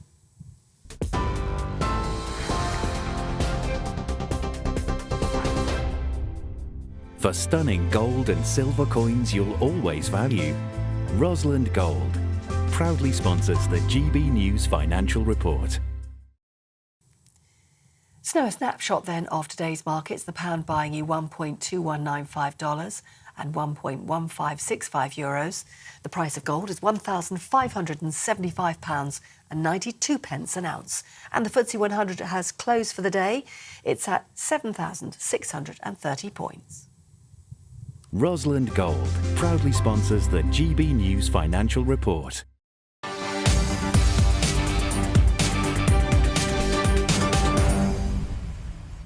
Well, according to experts from Oxford University, so you know it's good, net migration will remain above pre-Brexit levels for the rest of the decade unless the government changes its immigration policies. This news comes as new figures released last week show that British jails are close to breaking point through overcrowding and what Justice Secretary Alex Chalk called the merry-go-round of short sentences, leading the government to consider plans to deport foreign prisoners. Can I just say, this is outrageous, isn't it? The government is now considering plans to deport foreign prisoners. Well, yeah, should we not have been considering those plans for quite a while? But Anyway, there we go. With me now is Anne Widdecombe, a former Minister of State for Prisons and a former Brexit Party MEP. Anne, great to have you on the show. Let me start with the immigration side of things first and foremost, which is that apparently we might not have a reduction in our immigration levels that much to pre-Brexit levels unless new policies are imposed. I mean, shock horror. This isn't what people voted for, surely. No, this is not what people voted for. And what this comes down to is that we haven't skilled our own population. And that lies at the door not only of this government, which party has been in power for 13 years, but it goes back beyond that as well. And effectively, we've relied on other people's skills, on importing other people's skills, or indeed a lot of unskilled labour simply because they're willing to do the work that some of our people aren't willing to do. And that is the problem that we have. Now, we have to do two things. First of all, as far as unskilled labour goes, we have to make sure that our own population does it. And if it doesn't do it, that it doesn't get paid for sitting at home doing nothing. But as far as the skilling goes, that's a very different matter. It means the government should have already made an assessment of the level of skills and the numbers that we need in things like health, education, whatever it might be, and that we should be planning to train our own workforce to simply rely on bringing in skills from outside. Then yes, of course, nothing's going to go down. Why would it? No, indeed. I think another aspect of it, Anne, as well, which very few people seem to talk about, is that it's one thing just importing a load of people to do jobs, but depending on where they come from as well, you often import their way of life, their culture, etc., and that might be diametrically opposed to a lot of aspects of existing British culture, and that is something I worry that we're going to see playing out on the streets of Britain in the coming weeks and months, with everything brought into sharp focus, with everything that we're seeing going on in Israel, Palestine. Just in terms of the actual prisons side of things, Anne, you mentioned to me a couple of weeks ago, I think, about how when you were Prisons Minister, you had plans to put people in temporary accommodation within prisons, not just to deport foreign criminals. They now, I think they were listening to you because they're going to do exactly what you did earlier on, and it worked, didn't it? It worked. And that was the point that I made. I wasn't just planning to, I actually did bring in porter cabins from disused Norwegian oil rigs, and we put them down in the grounds of the lower security prisons, Category Cs, which are secure, but not requiring the degree of security which A's and B's do. And also I brought in a prison ship, which Labour derided as the hulks, and then kept for another 9 years. It's always possible to find extra accommodation if you have to. And as for deporting foreign prisoners, you have to be slightly careful for this reason. You need to be certain that if they're in prison because they have committed offences in this country, that they're not just going to go back to be released in their own country, but that they're going to carry out a sentence there.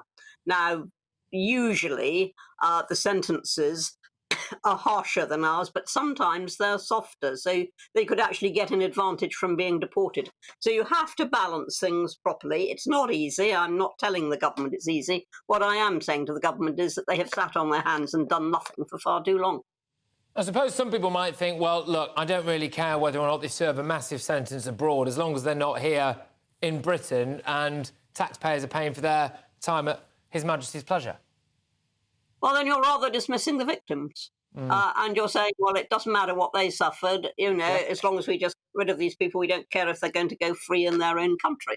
And I think that does matter to the victims. So, as I say, it's not easy, but it can be done. I'm not saying you don't deport anybody. I'm just saying there are things you have to take into account. And yes, that will free up some space, but it's not going to meet anything like the size of the challenge. And for that, we need new prison places, and we need them quickly, and they should have already been put in hand, and they haven't been because Jeremy Hunt doesn't want to spend. He is absolutely fixated on not spending. You've heard him say very recently, no tax cuts, he can't afford it, ignoring the fact that tax cuts themselves drive growth.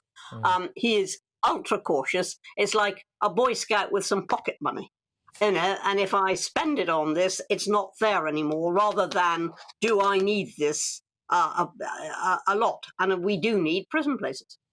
Yeah, and especially if we're seeing some of the prisoners breaking out of those prisons anyway, in no small part due to staffing issues and overcrowding, then at some point it does appear to be a slightly false economy.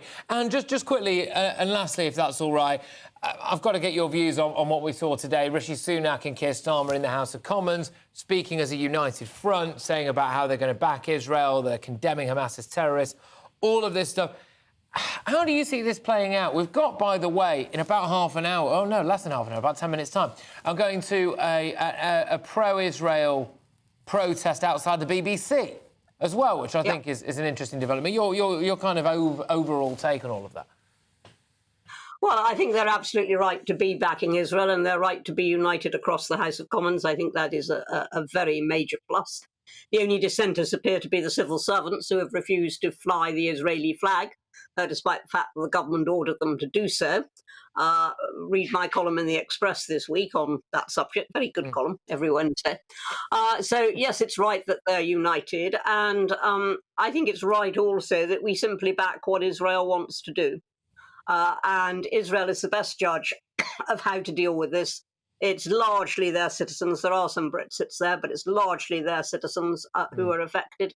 And I think we must just take our lead from them. But what is disgraceful, what I can't get over, is that you have a police force which will arrest street preachers, which will roll up on doorsteps to check people's thinking, which will put people on registers for non-crime hate incidents. And yet, when people are out there demonstrating in favour of people who have attacked babies and old folk and taken innocent hostages, the police do virtually nothing.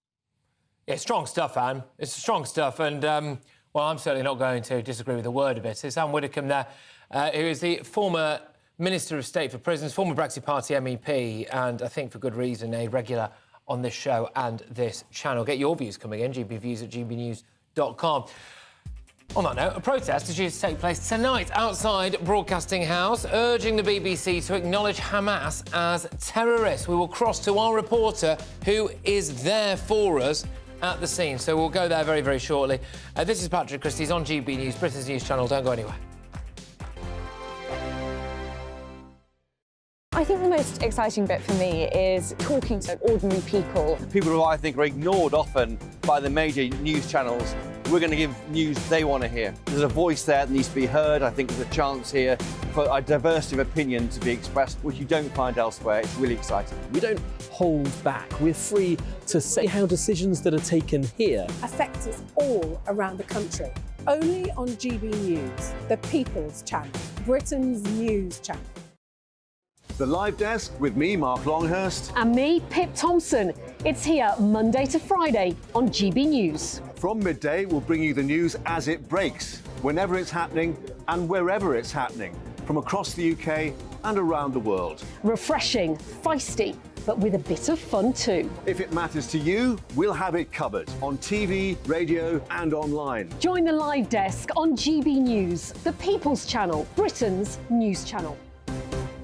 So Jubes and Kerr, we tackle the issues of the day with real robust debate, both sides of the fence, battling it out with me in the middle with my forthright opinions and views. And often really interesting things happen because you start with a position and then by the end of the debate you find actually, well, I might not have thought about that one. What we need in this country is 2 new political parties. You should maybe think about doing a 2024 calendar. I'm Michelle Dewberry and I'm keeping you company right through until 7 o'clock this evening. GB News, the People's Channel, Britain's watching. Join us every night on GB News at 11 p.m. for Headliners, which is 3 top comedians going through the next day's news stories, which is exactly what you need, because when the establishment has gone crazy, you need some craziness to make sense of it. Headliners. You don't have to bother reading the newspaper. We've got it covered for you. Every night at 11 p.m. and repeated every morning at 5 a.m. We won't send you to sleep like some of the other paper review shows out there. So join us 11 p.m. every night on GB News. The People's Channel, Britain's news channel. Join me, Camilla Tominey, on Sunday mornings from 9:30, taking the politicians to task and breaking out of SW1 to see how their decisions are affecting you across the UK. Bursting the Westminster bubble every Sunday morning, only on GB News, the People's Channel. Britain's watching. every Sunday from 11. Join Michael Portillo. There will be topical discussion, looking at the week before and the week to come. So kick back and relax at 11 a.m. on Sundays on GB News with me, Michael Portillo. GB News, the People's Channel, Britain's news channel.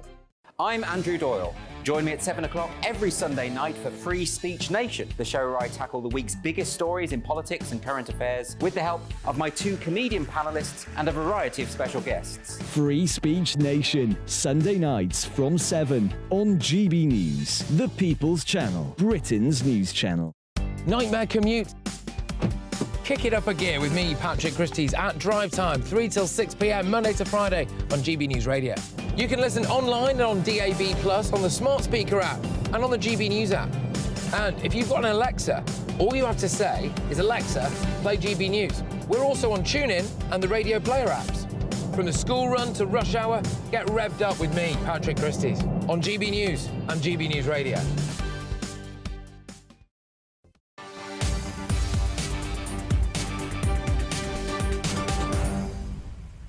Welcome back. Now, the BBC says that it's given careful consideration to all aspects of its coverage of the Israel-Hamas conflict. The broadcaster has received complaints that its reporting has been biased against both Israel and Palestinians.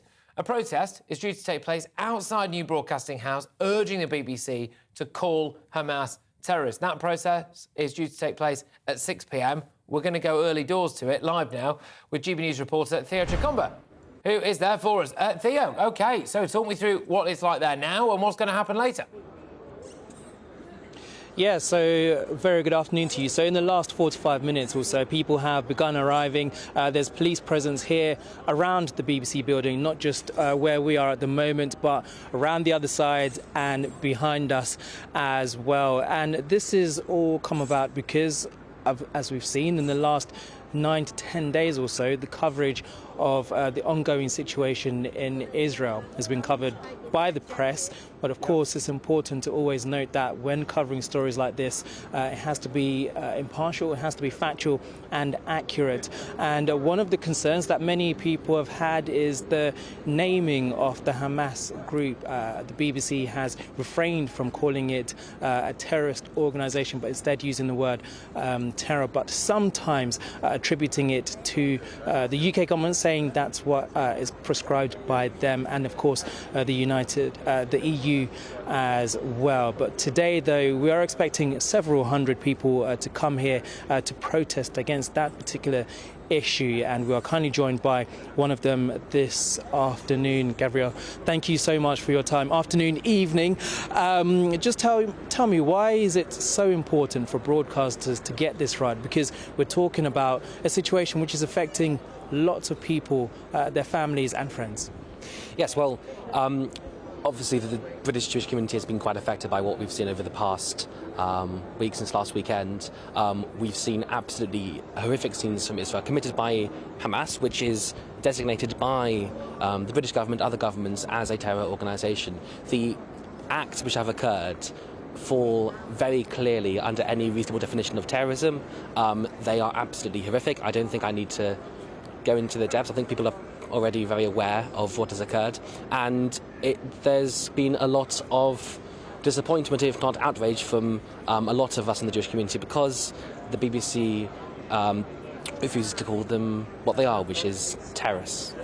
And we feel that that's at the very least mistaken, if not a disservice to their listeners and to the Jewish community in this country. We've heard from the BBC who say, well, actually, the role of journalists is to tell a story, but also allow people at home, including yourself, to make up your own mind, to describe what you would say this group is. What do you say to that? That's what they've said.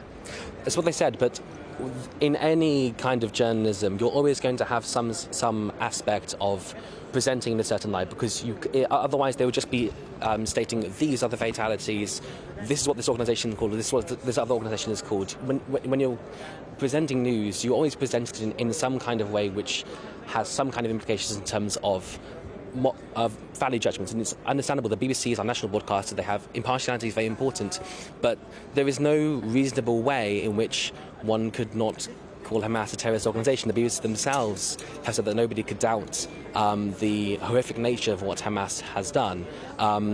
And still, they've called plenty of other organisations and individuals terrorists. Time and time again, it just seems strange that they, when it comes to these acts, which are the most comparable to ICE. Hamas is comparable to ICE in the sense of the horrific nature of their crimes, and last weekend saw the most Jews killed in a single day since the Holocaust. It seems very strange that, considering all of that, they would not consider it to be impartial and objective to call them the terrorists that they are. What do you hope to get out of this gathering or protest, shall we say? Do you hope there's a change at all? Because they've been pretty strong on their line when it comes to this issue.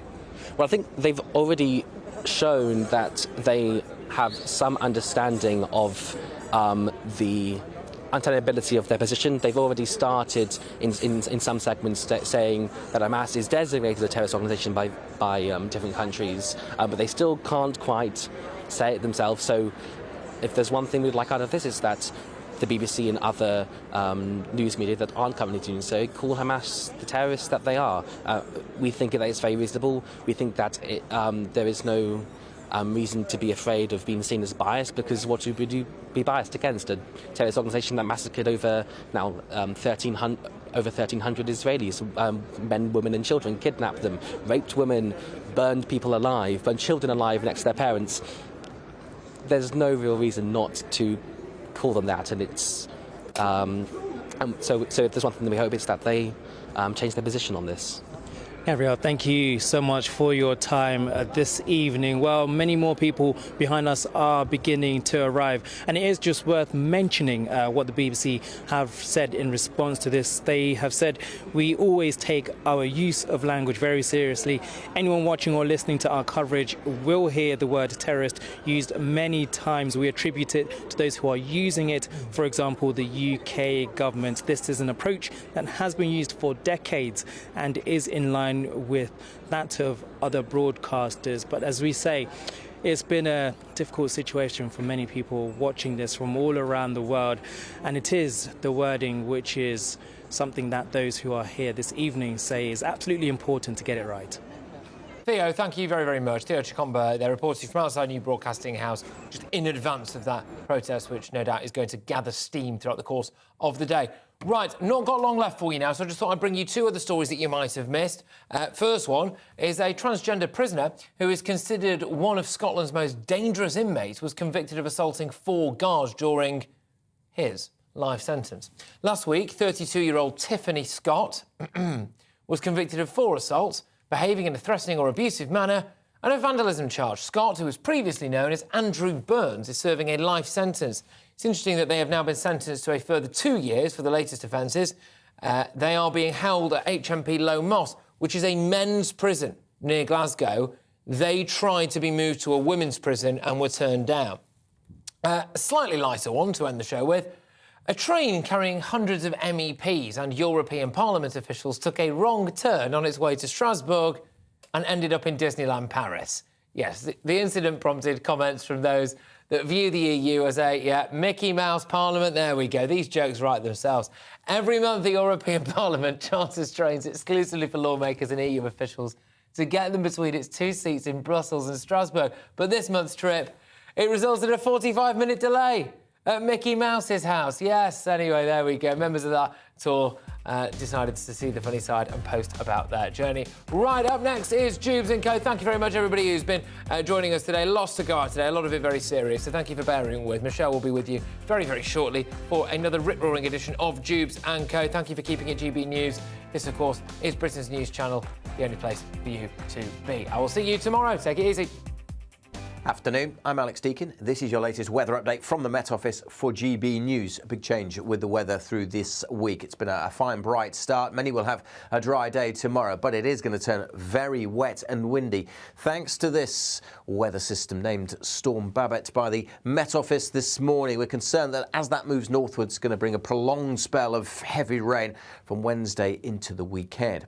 As I said, though, most places still fine out there tonight, and so with clear skies, it'll turn quite chilly across northern England, Northern Ireland and Scotland. Clouds slowly increasing across the south, turning quite windy in the far southwest as well. That wind will keep the temperatures up here, but with the clearer skies and lighter winds across Scotland, Northern Ireland, Northern England, some rural spots may well dip down to freezing. But it should be a bright enough day here on Tuesday. Tomorrow looking fine for much of Scotland, Northern England, Northern Ireland. Still a few showers over the Northern Isles. Bit of patchy rain will come into Devon and Cornwall, maybe affecting Pembrokeshire. And that wet weather will work northwards towards Northern Ireland for Tuesday night and into Wednesday. But many areas stay dry and bright. It's a bit breezy in the south. Temperatures a little higher tomorrow, but feeling cooler in the south because of the wind. Here comes Storm Babbitt, though, bringing some heavy rain and strong winds, those isobars pinching together. The rain a great cause for concern because there's the potential for flooding as the week goes on. So stay up to date with the latest. Stay up to date with the Met Office weather warnings.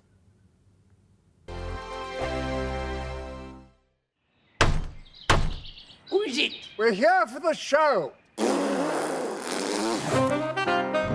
More energy this time! Welcome to the Dinosaur Hour. I was married to a therapist. And you survived? I thought we were getting Hugh Laurie. Second best.